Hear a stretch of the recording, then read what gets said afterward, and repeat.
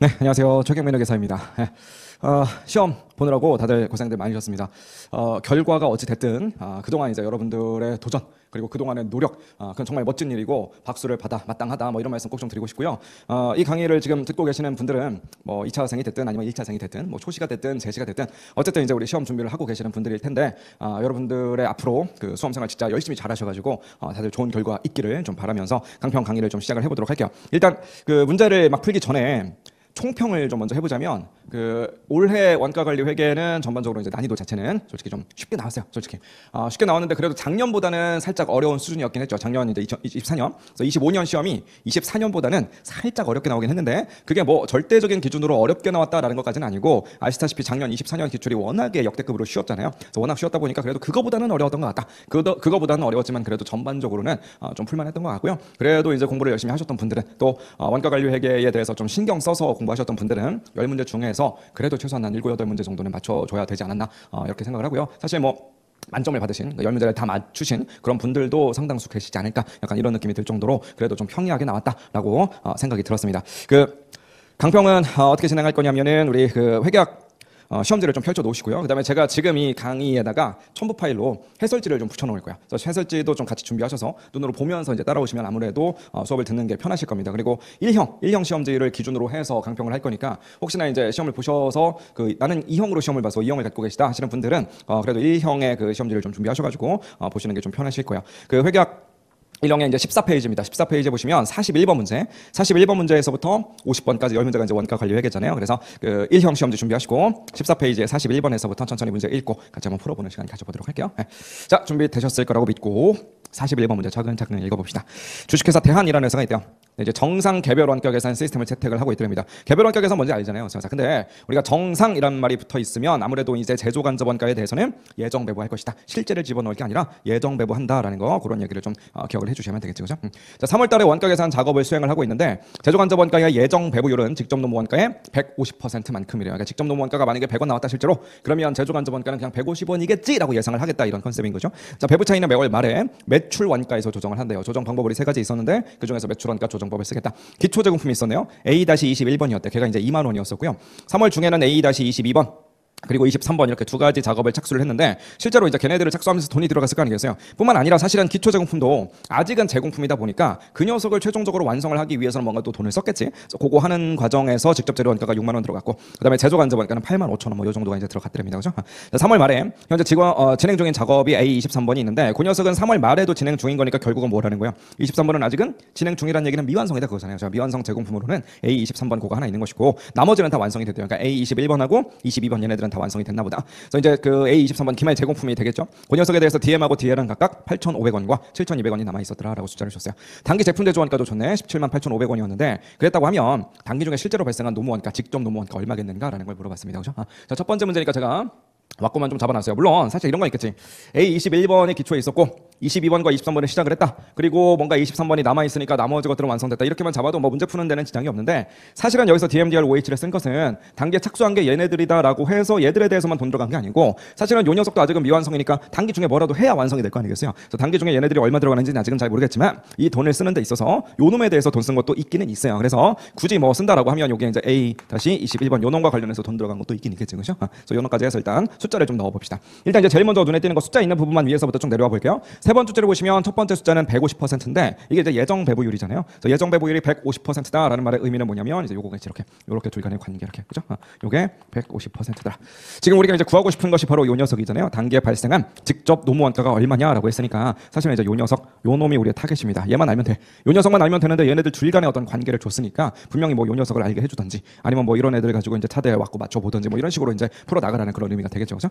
자, 그 다음에 이제 우리 문제 자료에서 숫자가 있는 부분을 좀 보니까 기초에는 제공품이 2만 원이었었대요. 여기는 이제 2만 원이었다. 이렇게 다 합쳐서 2만 원이었다라는 거 준 것 같고요. 그 밑에 줄에 쭉 가보니까 실제로 발생한 DM하고 DL을 줬는데 DM이 6만 원이다라고 되어져 있으니까 여기다 6만 원 쓸게요. 자, 근데 주의하실 사항은 뭐냐면 제조 간접 원가 8만 5천 원 적혀 있다고 해서 요 자리에다가 8만 5천 원이다라고 쓰면 돼요, 안 돼요? 이렇게 쓰면 절대로 안 된다는 거. 요거 좀 기억하자는 거지. 왜? 지금 이 회사가 적용하고 있는 방식 첫 번째 줄에 있었죠. 어떤 원가 계산 시스템이더라? 정상 개별 원가 계산 시스템이더라. 정상 개별 원가 계산이니까 요 자리에 제조 간접 원가 자리에 절대로 실제 원가를 넣을 생각이 없더라는 거야. 요 자리에 들어갈 말은 무조건 예정 배부액이 들어가야 된다는 거, 요걸 좀 조심하시면 되겠지, 그죠? 자, 그럼 실제로 발생한 제조간접원가는 어디다 써먹을 거냐? 얘랑 비교해서 그냥 배부 차이 정도 뽑아 먹어라, 이런 컨셉이 되겠죠. 실제로 발생한 제조간접원가는 여기다 굳이 한번 적어본다면 85,000원이라고 했으니까 우리가 요 녀석을 하나 적어 놓으면 이 금액 뭐래도 있을 거 아니겠어요, 이제 나중에. 그럼 요렇게 둘 간의 차이를 우리가 뽑게 된다는 거지. 둘 간의 차이를 우리는 배부 차이다 이렇게 이제 부를 거고요. 그 녀석이 뭐 얼마인지 몰라도 과대배부냐 과소배부냐 뭐래도 나오겠지. 근데 그 녀석이 나와봤자 지금 우리가 궁금해하는 건 바로 요 녀석이거든요. 그럼 요 놈을 구하는 데 있어서 얘가 무슨 영향을 미칠 거냐? 만약에 이 회사가 뭐 원가 요소법이라든지 혹은 뭐 총원가 기준법이라든지 이런 비례배부법을 썼다라고 하면 이 차이 중에 일부를 누구도 가져가야 되냐면 요 녀석도 가져가야 되거든요. 요 녀석도 뭔가 차이를 조정하게 된다는 거니까 결국은 요 자리가 변하면 요 자리도 뭔가 좀 변할 여지가 있긴 있겠지, 그죠? 물론 뭐 얘하고는 솔직히 상관없는 얘기긴 한데 그래도 어쨌건 간에 요 녀석이 좀 변할 여지가 있으니까 조심하시오, 이 정도의 이야기는 될 텐데 지금 우리는 이 차이를 어디다가 조정하는 방법을 쓴대요? 매출 원가에다가 싹 다 조정할 거다라고 했으니까 사실은 지금 우리가 제공품 개정만 그려놨지만 매출 원가 조정법이라는 것은 결국은 제품 개정까지 여기에 딱 있다라고 했을 때 얘한테 모든 것들을 다 씌워버리겠다는 거잖아요. 매출 원가니까, 그죠? 그래서 요 녀석에다가 다 조정하겠다는 얘기는 반대로 말하면 요 자리에선 우리가 건드리는 거 없다는 거야. 그러니까 한마디로 차이가 얼마가 나든 말든 이 개정들하고는 상관이 없으니까 그다지 볼 필요 없다라는 그런 의미로 받아들이시면 되겠어요. 이해할 수 있겠죠? 그래서 문제를 쉽게 내려고 매출 원가 조정법이다라는 걸 준 건데 괜히 또 매출 원가에다 조정해야 되는데 그럼 차이가 얼마나 나오지? 매출 원가에다 조정하면 여기 숫자가 어떤 영향을 미치지? 이런 식으로 가면 괜히 또 시간만 많이 잡아먹게 되겠지. 이해할 수 있겠죠? 자, 어쨌든 우리한테는 이런 차이까지는 필요가 없다. 자, 밑으로 좀 더 내려가 보시면 A-22번과 23번을 착수를 했는데 관련해서 6만 원 이거 넣었네요. 자, 그다음 밑에 보니까 A23번을 제외하고 나머지 것들은 다 완성이 됐어요. 그래서 얘네들이 이제 단기 제품 제조 원가가 될 것이고 그 녀석을 먼저 한번 넣어보자면 단기 제품 제조 원가가 178500만큼이랍니다. 여기다가 178500 이거 잡아주면 되겠네. 자, 그 위에 가보니까 직접 재료 원가, 직접 노무 원가가 또 나오는데 그 녀석이 뭐냐면 지금 미완성되어 있는 A-23번 그 녀석 이야기였죠. A-23번이 얼마였었냐면 직접 재료 원가는 8,500원이었대. 8,500원.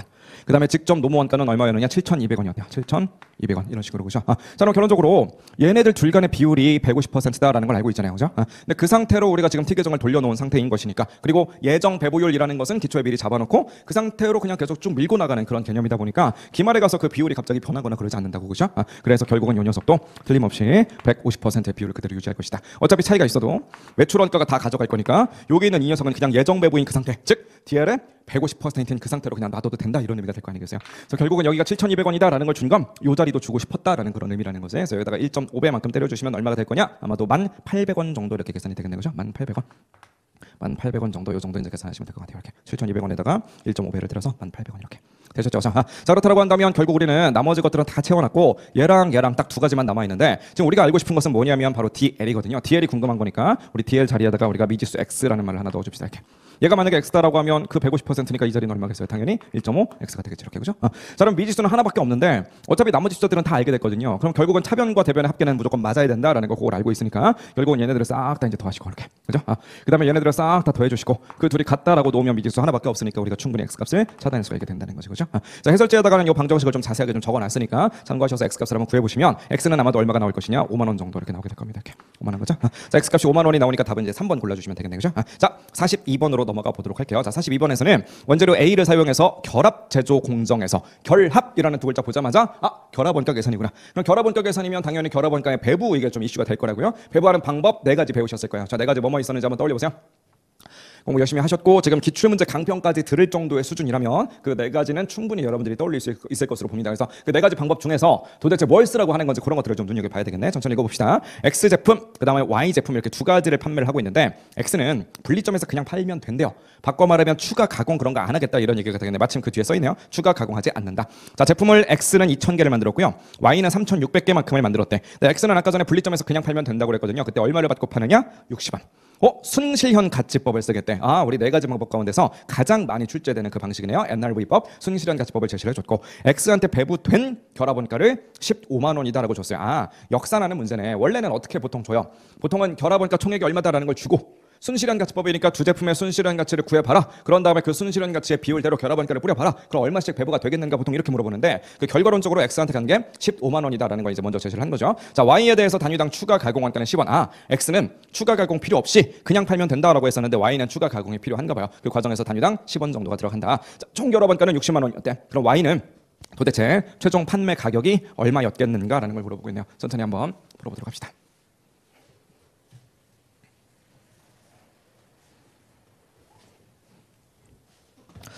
자, 우선 제일 먼저 해야 될 일은 순실한 가치가 얼마인지를 뽑아내야 되겠죠. 순실한 가치법이 있다라고 했으니까. 자, 두 제품이 있습니다. X 제품도 있고 그다음에 Y 제품도 있어요. 그죠? 자, X 제품 먼저 한번 써볼게요. X 제품은 솔직히 뭐 워낙 계산이 간단하긴 한데 그래도 한번 써볼게요. 2,000개에다가 한 개당 60원에 판매가 된다라고 했으니까 2,000개 곱하기 60원 이 정도로 쓰면 되겠네요. 그죠? 자, 그런데 Y 제품 같은 경우에는 3,600개잖아요. 3,600개에다가 얘도 판매 가격을 좀 알아야 되는데 판가 모르니까 지금 X라고 놓자고요. 다만 이 녀석은 추가 가공을 안 하니까 이거 자체가 NRV인데 얘는 추가 가공을 해야 된다라고 했으니까 그 추가 가공 원가를 빼야 되겠지. 만약에 추가 가공 원가를 총액으로 줬으면 통으로 탕 그냥 넣어주면 되는데 우리 얘네들은 단가로 줬어요. 추가 가공 원가 단위당으로 10원이다라고 했으니까 이렇게 10원을 빼되 이렇게 수량에다 걸어주면 되겠네, 그죠? 자, 그러면 결론적으로 이 녀석을 한번 계산해 보시면은 얘는 얼마가 될 거냐면 얘는 이제 12만 원 정도 나올 테고.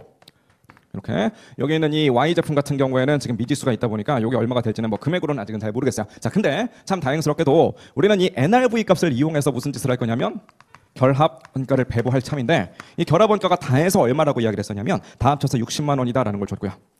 그 60만 원 가운데서 X한테 배부된 금액이 얼마더라? X한테 간 것이 15만 원이더라라는 걸 제시를 해줬다는 거죠. 이렇게 60만 원 중에 15만 원을 X한테 줬으니까 나머지 Y한테 준 건 얼마라는 거야? 45만 원만큼이 들어가겠지. 그래서 얘한테 준 게 45만 원이더라 이렇게. 즉 요 놈보다 요 놈한테 3배만큼 많이 줬다 이거예요. 굳이 퍼센테이지로 나타내 본다라고 하면 25%와 75%요 정도의 비율로 배분을 했다는 거지. 25대 75다. 1대 3이다. 이 비율은 다 어디서 온 것이다? 분명히 NRV의 비율 그대로 배분을 했는데 25대 75니까 요 금액과 요 금액 이 두 금액 간의 비율도 당연히 몇 퍼센트겠어요? 25대 75가 됐을 거라는 거지. 25대 75라는 건 결국 곱하기 3 하면 된다는 거니까 여기서도 곱하기 3해요. 그냥 얼마가 됐을 것이다? 36만 원이었을 것이다. 그래서 요게 다 해서 48만 원이었나 보다. 그래서 요 놈에서 얘네 둘이 차지하는 비중이나 요 놈에서 얘네 둘이 차지하는 비중이나 똑같게 되도록 결합 원가를 배부했다. 이런 컨셉이 되겠죠. 그죠? 자, 그럼 마침 우리가 원하는 최종 결론은 Y의 판매 가격, 즉 지금 미지수 X인 건데 마침 여기 딱 보니까 X를 포함한 방정식이 하나 나왔네요. 그러니까 이 자리를 그냥 풀어주면 X가 바로 나오는 거죠. 그죠? X 한번 계산해 보시면 얼마쯤 나올 것이냐? 110원 정도로 계산이 될 거예요. 110원 이렇게 계산하시면 되겠네. 충분히 풀 수 있겠죠? 간단한 문제였던 것 같습니다. 자, 다음 페이지로 가셔서 43번 문제 풀어볼게요. 43번 문제는 솔직히 어렵진 않은데 이 챕터를 보통 공부를 많이 안 해요. 이게 가성비가 좀 떨어지긴 하죠. 이 챕터가 특히나 이제 판매 부문. 그나마 투자 중심점은 좀 공부하시는데 그죠? 재무 관리에서도 다루고 하니까 판매 부문은 출제 비중도 좀 낮은 데다가 풀 때 좀 귀찮죠. 손도 많이 가고 그죠? 그래서 이 판매 부문 관련해서는 솔직히 말해서 저도 객관식 강의에서 막 그렇게까지 힘줘서 강의하는 편은 아니고 수험생분들도 이 챕터는 조금 버리고 가시는 분들도 많이 계셔서 43번은 좀 이제 정답률이 많이 높지는 않을 것 같긴 한데 요거는 그래도 여러분들이 조금 어느 정도 요령만 갖고 있으면 사실은 푸는 게 어렵진 않거든요. 그래서 그 뭐 공개 특강이라서 막 엄청 디테일한 그런 설명까지는 못 드리긴 하는데 그래도 이런 문제 풀 때 요령으로 어떻게 풀면 된다라는 거 정도 간단하게만 설명드릴 테니까 좀 더 구체적인 설명 그다음에 거기서 좀 더 확장돼서 그러면 다른 차이들은 어떻게 구하나요? 이런 것들은 사실은 지금은 설명드릴 수가 없고 나중에 이제 정규 강의를 통해서 이제 그런 것들은 좀 익혀보시기 바랍니다. 자, 일단 그 규칙을 좀 알아야 돼요. 규칙을 우리가 그 표준 원가 계산도 그렇고 판매 부문의 성과 평가도 그렇고 어차피 왁구는 이렇게 생겼다라는 거 다 알고 계실 거예요. AQAP, AQSP, SQSP 이렇게 생겼잖아요. 그래서 이렇게 둘 간의 차이 뽑고 이렇게 또 둘 간의 차이 뽑고 뭐 이런 식으로 하는 거잖아요. 그렇죠? 자, 근데 이 왁구를 좀 잘 보세요. 이 왁구를. 이거 순서 막 바꾸면 안 되거든요. 얘를 먼저 당연히 써야 되고 뭐 얘를 먼저 쓰고 그다음에 얘를 나중에 쓴다 이렇게 하면 안 돼요. 항상 Q 먼저 쓰고 P 나중에 쓴다. 이것도 우리가 바꾸면 안 된다고. 이게 딱 정해져 있어요. 자, 그러면 이 왁구를 활용하려면 두 가지 규칙이 있다는 것을 눈치를 좀 채야 돼요. 두 가지 규칙. 자, 다시 한번 얘기하지만 문제풀이 강의라서 이론 설명에 대해서 막 자세하게 시간 투자를 해드리진 못해요. 해드리진 못하지만 그래도 이건 좀 기억해 보세요. 자, 딱 봤을 때 왼쪽으로 갈수록 뭐가 되고 있어요? 왼쪽으로 가면 갈수록 점점 더 액추얼이 많아지죠. 액추얼이 많아진다는 건 뭐냐면 왼쪽으로 가면 실제다 이거야. 오른쪽으로 가면 오히려 표준 혹은 뭐 예산 이게 된다는 거지. 즉 우리는 왼쪽은 항상 액추얼이야. 액추얼. 오케이. 자, 반면에 오른쪽은 항상 스탠다드야. 표준 혹은 뭐 예산 이렇게. 이게 규칙이에요. 규칙. 그죠? 자, 또 하나. 우리가 뭔가 금액을 계산하려면 그 금액이 계산되기 위해서 중간중간 여러 가지 요소들이 필요합니다. 근데 항상 어떤 요소를 먼저 쓸 거냐? 수량적인 요소를 먼저 쓰는 거예요. 지금도 보면 Q 관련된 이야기, P 관련된 이야기가 섞여 있는데 다 뭐부터 썼어요? Q, 퀀티티를 먼저 썼죠? 퀀티티는 수량이잖아요. 그러니까 단가보다는 수량을 앞에 뒀어요. 이거는 당연한 거예요. 실무적으로. 자, 제가 종합원가 계산 같은 거 할 때 늘 예시를 드는 건데 우리가 어떤 금액을 알고 싶다. 그럼 수량과 단가가 있으면 되잖아요. 제가 지금 강의하고 있는 이 강의실. 여기 지금 제가 혼자 공개 특강 혼자서 촬영하는 거니까 저밖에 없거든요. 저 혼자 그냥 카메라 하나 갖다 놓고 촬영하고 있는데 어쨌든 제 눈앞에 책상이 되게 많아요. 누군가 물어보는 거야. 스마트 경영 아카데미에 가면 거기 여기 몇 호더라? 202호 정도 되는데 202호에 가면 거의 책상이 되게 많다고 하던데 그거 다 해서 금액적으로 얼마인지 좀 알아봐 주세요 라는 미션을 여러분들한테 드리는 거야. 제일 먼저 뭐 하실래요? 제일 먼저 누구나 할 수 있는 거 스마트 경영 아카데미 찾아가서 202호 강의실 문 열고 딱 들어가면 진짜로 눈앞에 책상이 되게 많은 거야. 뭔 할 수 있어요? 몇 개지? 이건 셀 수 있는 거잖아. 그러니까 항상 수량 카운트 하는 게 제일 쉬운 거라서 무조건 수량 먼저 해결하고 보는 거야. 하지만 단가는 이게 알기가 힘들어요. 저도 이거 단가 얼마인지 모릅니다. 저도 이거 단가를 알려면 1층 사무실 가서 장부 다 뒤져봐야 된다고. 그러니까 단가는 어려운 일이니까 좀 나중으로 빼고 일단 눈에 보이는 수량부터 해결하는 게 원가 계산의 핵심이야. 그래서 종합 원가 계산 같은 거 생각해 보세요. 5단계법 많이 적용하죠. 5단계법 중에 1단계에서 제일 먼저 뭐부터요? 일단 물량부터 해결하잖아. 단가는 무려 4단계까지 가야 나오거든요. 4단계 가서 단가 간신히 나오면 5단계에서 그냥 정산하면 원가 계산 끝난다 이런 얘기야. 이해할 수 있겠죠? 그래서 항상 Q를 먼저다. Q 수량. 수량을 항상 먼저 기재하는 것이다 라는 거. 이 두 가지 법칙을 좀 기억해 주셔야 돼요. 이해하셨어요? 자, 두 가지 법칙을 일단 기억을 해 놓으시고요. 지워버릴 테니까 여러분들은 어디다 메모해 두시거나 아니면 머리로 좀 기억하면서 따라오세요. 이 상태로 읽어보도록 하겠습니다. 자, 예산으로 판가랑 그리고 단위당 변동원가를 줬어요. 두 제품에 대해서. 자, 그럼 어차피 우리한테 중요한 건 공헌 이익일 테니까 뭐 숫자는 간단하지만 뽑아보자면 X는 예산상으로 단위당 공헌 이익이 3만 원이겠네, 그죠? Y는요 예산상으로서의 단위당 공헌 이익은 둘이 차감해서 4만 원이겠다, 그죠? 자, 그다음 자료 역시나 예산상으로 총 판매량은 200개래요. 총이니까 X, Y 합쳐서 200개 팔 것으로 예상한다 이런 얘기죠. 두 제품의 예산상으로 총 공헌 이익은 730만 원 이랍니다. 자, 실제 배합 비율은 70%래요. Y가 이번에 또 실제가 나왔네. 자, 지금 주어지는 데이터들이 예산 스탠다드인지 실제 액추얼인지 그런 것들 잘 보면서 따라오셔야 돼요. 자, X랑 Y의 총 매출 수량 차이가 73만 원만큼 unfavorable한 거니까 불리한 차이인데 박스 밑에 보니까 X라는 제품만 콕 집어서 매출의 배합 차이가 얼마겠는가라는 걸 물어보고 있습니다. 자, 한번 왁구를 잡아보도록 할게요. 자, 우리한테 요구한 건 무슨 차이예요? 요구한 것은 매출 배합 차이. 매출 배합 차이를 요구를 했는데 문제에서 힌트로는 뭘 줬느냐? 매출 수량 차이를 줬어요. 그럼 어쨌든 수량 차이를 분석을 해줘야만이 배합 차이를 계산하든지 말든지 할 거 아니겠어요? 그래서 일단 수량 차이 이야기를 한번 해볼게요. 자, 매출 수량 차이 이야기를 해봅시다. 자, 말 그대로 매출 수량 차이라는 말의 개념은 숫자 두 개 간에 수량에서 뭔가 차이가 난다는 거야. 숫자를 두 개 뽑을 텐데 수량은 서로 다른 걸 기재할 겁니다. 자, 보세요. 우리가 이제 금액을 가야 돼. 금액으로 가려면 일단 기본적으로는 수량과 단가가 있어야 되는데 항상 무슨 얘기를 먼저 하자고요? 수량 얘기를 먼저 하자고. 그래서 수량을 먼저 쓸게요. 여기다가 수량이란 말을 쓰고요. 이렇게. 자, 여기다가 단가를 너무나 때리고 싶은데 애석하게도 제품이 두 종류가 있어요. 제품이 두 종류가 있으면 무슨 이슈가 생길 거냐면 이게 몇 퍼센트가 X 거냐. 그러니까 수량이 몇 개가 있어. 수량이 뭐 예를 들어 100개가 있는데 이 100개 중에 X가 차지하는 게 몇 퍼센트고 이 100개 중에 Y가 차지하는 게 몇 퍼센트냐. 이 배합도 좀 나와야 된다고. 그래서 배합 이야기를 여기서 꺼내 볼게요. 이렇게. 자, 이 상태에서 이제 단가를 곱해야 되는데 이제 우리는 공헌이익을 분석할 거니까 단위당 공헌이익 때려주겠습니다. 자, 비교를 해야 되니까 똑같은 거 하나만 더 써볼게요. 수량 그리고 배합 그리고 단위당으로서의 공헌이익. 자, 그럼 잘 보세요.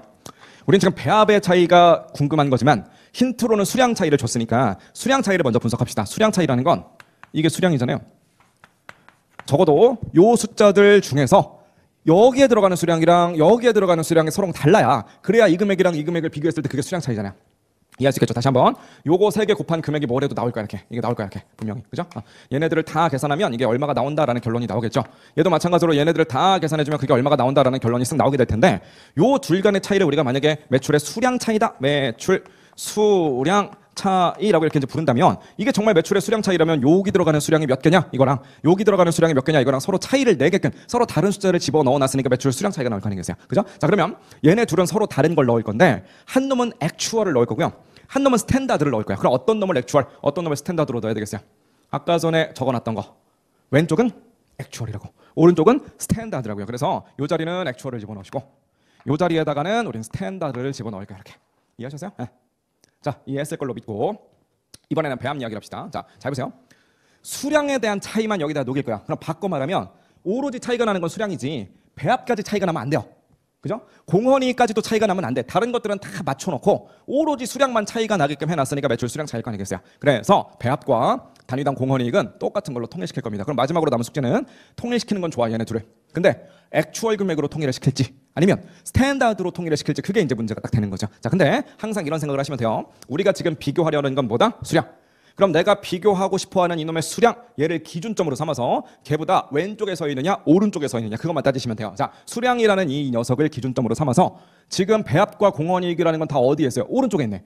얘도 마찬가지 수량을 기준점 삼아서 모든 건 다 오른쪽에 있거든요. 오른쪽은 항상 뭐라고요? 오른쪽은 스탠다드라고 해서 통일시킬 때도 스탠다드로 통일시키는 거예요. 얘도 스탠다드, 그럼 얘도 스탠다드.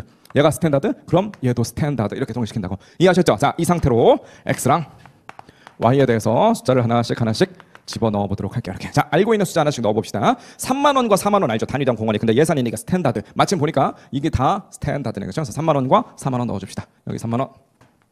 여기는 4만 원. 마찬가지로 여기도 4만 원. 요 자리도 4만 원 이렇게 좀 넣어줄게요. 따라오셨죠? 그죠? 자, 그 다음 예산상으로 총 판매량이 200개만큼이래. 예산이니까 스탠다드거든요. 총 200개만큼이랍니다. 그럼 여기 200개 이렇게. 여기도 200개. 이렇게. 그러니까 지금 요 수량까지는 X랑 Y랑 합친 토탈 수량인 거예요. 이 배합이 있으니까 요 200개 중에서 몇 퍼센트, 200개 중에서 몇 퍼센트에서 X랑 Y로 갈라지는 겁니다. 그래서 제일 왼쪽에 있는 수량은 총 수량이에요. 자, 근데 여기에 들어갈 수량은 우리는 액추얼 수량을 넣어야 되니까 200개는 여기만 넣으시고 여기는 넣으면 안 되겠지. 뭔가 200개랑은 다른 어떤 수량이 들어가게 되겠죠. 자, 그거는 아직은 모르겠어요. 밑으로 좀 내려가 보니까 실제 배합비, 실제 그 두 번째 점. 예산상의 총 공헌이익이 730만 원이다라는 게 나오는데 예산상으로 공헌이익이 총이익이라는 건 요거 말하는 거잖아요. 요게 지금 730만 원이다라는 걸 이렇게 준 것 같아요. 그럼 잘 보세요. 요게 730만 원이면 지금 우리는 스탠다드 배합 요거 하나만 딱 남겨놓고 있는데 어차피 스탠다드의 배합이라는 것은 합쳐서는 배합이니까 100%가 돼야 될 거 아니겠어요? 지금 뭔 얘기냐면 X의 배합을 X라고 하면 Y의 배합은 Y라고 쓰면 안 되죠. 여기는 뭐라고 쓰면 되겠어요? 1-X 이렇게 써주면 된다고. 이해할 수 있겠죠? 자, 그럼 잘 보세요. 요 놈하고 둘이 더했더니 그 값이 730만 원이래. 그럼 미지수는 지금 X 하나밖에 안 남잖아요. 요 놈 다 곱한 거 플러스 요 놈 다 곱한 거 한 게 730만 원이다. 그럼 요 식을 이용해주면 우리가 X 구할 수 있죠. X를 한번 구해주시면 이게 몇 퍼센트 나올 거냐면 35%쯤 나올 거예요. X가 35%라고 나옵니다. 그래서 여기를 35%라고 집어넣을게요. 그럼 나머지 얘는 1-X니까 65%쯤 되겠죠. 검사는 한번 하세요. 요놈 다 계산하시고 그 다음에 얘를 계산하셔서 둘을 더해주면 분명히 얘가 딱 나올 거라고. 이해하셨죠? 무슨 말인지. 그죠? 자, 요 녀석을 다 계산했다라고 치면 그 다음 자료로 넘어가 보도록 합시다. 실제 비율이 70%다라는 게 나오는데 지금 우리는 배합만큼은 35대 65로 맞출 거니까 요 자리도 몇 퍼센트가 될 거냐면 35대 65가 되는 거지. 70%라는 비율은 아직은 쓸 때가 안 됐네. 그죠? 그래서 얘는 일단 킵해두고 밑에 보니까 매출 수량 차이 우리한테 힌트로 준 게 73만 원이래. 여기다 적어봅시다. 요 힌트. 얘를 써먹기 위해서 지금 우리가 이 짓을 하고 있는 거죠. 73만 원만큼 분리하되. 자, 분리하다는 건 요 놈이 얘보다 크다는 거예요? 아니면 작다는 거예요? 지금 우리가 뽑아놓고 있는 이런 숫자들이 다 뭐야? 다 공헌이익이잖아. 공헌이익이니까 예산보다 실제가 커야 좋아요? 아니면 작아야 좋아요? 당연히 공헌이익이니까 예산보다는 실제가 더 커야지 기분이 좋은 거예요. 딱 봐도 왼쪽으로 간 게 더 실제잖아. 얘는 다 스탠다드인데 얘는 하나라도 실제가 있으니까 왼쪽이 조금이라도 더 실제입니다. 근데 왼쪽이 더 컸다면 이익이 더 컸으니까 좋아했을 거야. 그럼 favorable이다라고 했을 건데 지금은 unfavorable이다라고 표현한 걸 보니까 왼쪽 실제가 더 작았던 거죠. 그럼 결론적으로 이 금액을 어떻게 계산하면 되느냐? 요 놈에서 얘를 빼버리면 되겠네요. 그죠? 빼버리시면 쟤는 얼마가 됐을 거냐면 657만 원이었을 거야. 657만 원.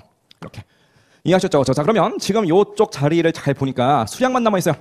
무슨 수량? 실제 수량. 근데 아까 전에 제가 말씀드렸죠. 요 수량이라는 데이터는 총 수량을 뜻한다. 왜? X랑 Y랑 갈라지는 건 배합이 나오고부터 갈라지는 거야. 그러니까 전체 총 수량에다가 배합을 X의 배합을 곱해주면 이제 이만큼은 X의 몫이고 Y의 배합을 곱해주면 이만큼은 Y의 몫이다. 그때부터 X랑 Y로 갈라지는 거니까 이 배합이 나오기 전에 수량은 총 수량을 넣는 겁니다. 그럼 총 수량이라는 것은 어차피 여기 들어가는 거나 여기 들어가는 거나 같을 거 아니겠어요? 그래서 그 녀석을 또 미지수로 뭐 A 같은 거 이렇게 넣어주죠. 이렇게. 그럼 결국은 요 놈이나 미지수 A 하나밖에 없으니까 그들 둘을 더했더니만 657만 원이 되더라? 그렇다고 한다면 우리가 A 값이 얼마인지 충분히 계산해낼 수가 있게 되는 거죠. 이해할 수 있겠죠? 그죠? A 값 한번 계산해보시면 이게 180개로 나올 거야. 180개. 여기를 계산해보시면 180개. 여기도 180개. 요 정도로 계산이 될 겁니다. 검사는 꼭 한번 해보시라고. 요놈 계산하시고 요놈 계산하셔서 둘을 더하면 얘 딱 나오는 거 확인할 수 있을 겁니다. 되셨죠? 자, 이제 우리가 원하는 매출 배합 차이로 한번 가볼게요. 매출 배합 차이. 자, 매출 배합 차이도 마찬가지 숫자 두 개만 뽑으면 돼요. 구성 요소는 수량에 배합을 걸어서 두 제품으로 쪼개주고 거기다가 공헌이익을 걸어주자. 똑같은 거 하나 더요. 수량에 배합을 걸어준 다음 거기에다가 단위당 공헌이익을 좀 걸어주자. 자, 그러면 잘 보세요. 지금은 비교하고 싶은 게 뭐예요? 배합 차이니까 배합을 너무나 비교하고 싶은 거야. 그럼 상식적으로 여기다 적어놓은 배합과 여기에 적어놓은 배합은 서로 다른 게 들어가야만 그것을 배합 차이라고 말할 수 있겠죠. 그럼 여기다 뭐 있을까? 액추얼과 스탠다드 중에서. 여기는 액추얼과 스탠다드 중에서 뭐 있을까? 한번 정해보세요. 그걸 정하신 분들은 그럼 수량과 단위당 공헌이익은 각각 액추얼을 써야 되는지 스탠다드를 써야 되는지 한번 정해보세요. 그거 정하시라고 한 10초만 시간 드릴 테니까 10초 동안 한번 해보시고 그 다음에 맞춰봅시다. 요거 하면서 제가 설명드렸던 그 로직을 이해하셨으면 충분히 적을 수 있어요. 10초만 해보세요 지금. 자, 여기 뭐 쓸까요? 여기는 액추얼 쓰라고.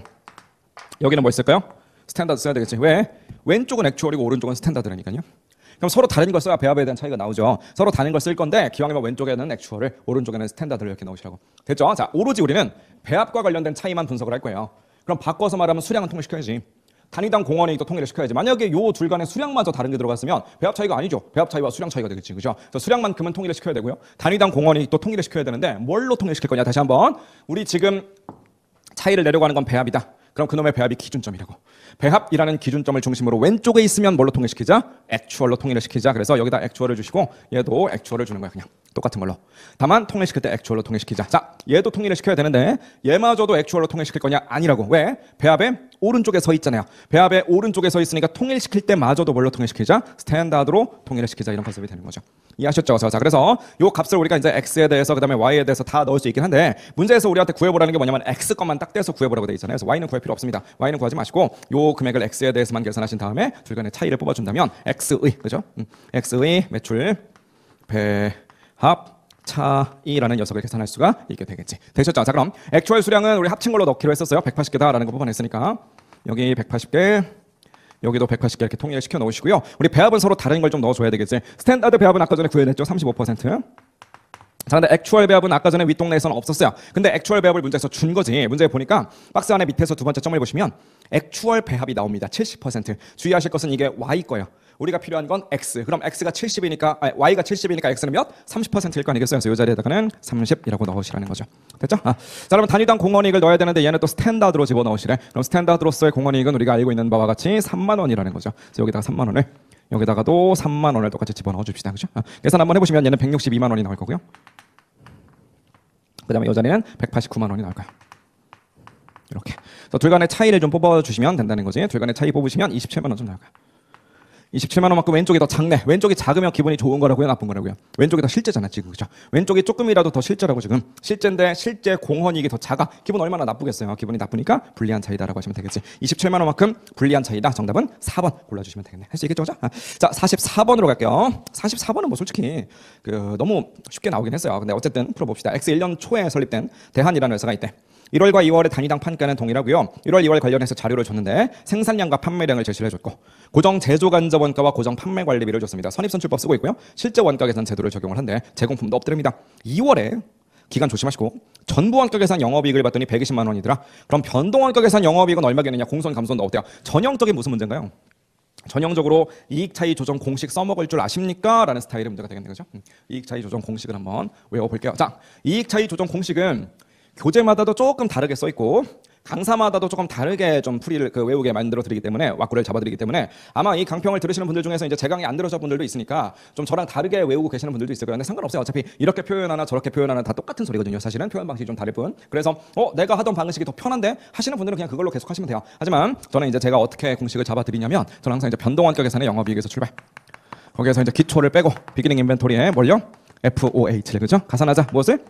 기말재고 엔딩 인벤토리에 고정 제조 간접원가 FOH를. 그럼 뭐가 나올 것이다? 전부 원가 계산이 나올 것이다. 이렇게 그죠?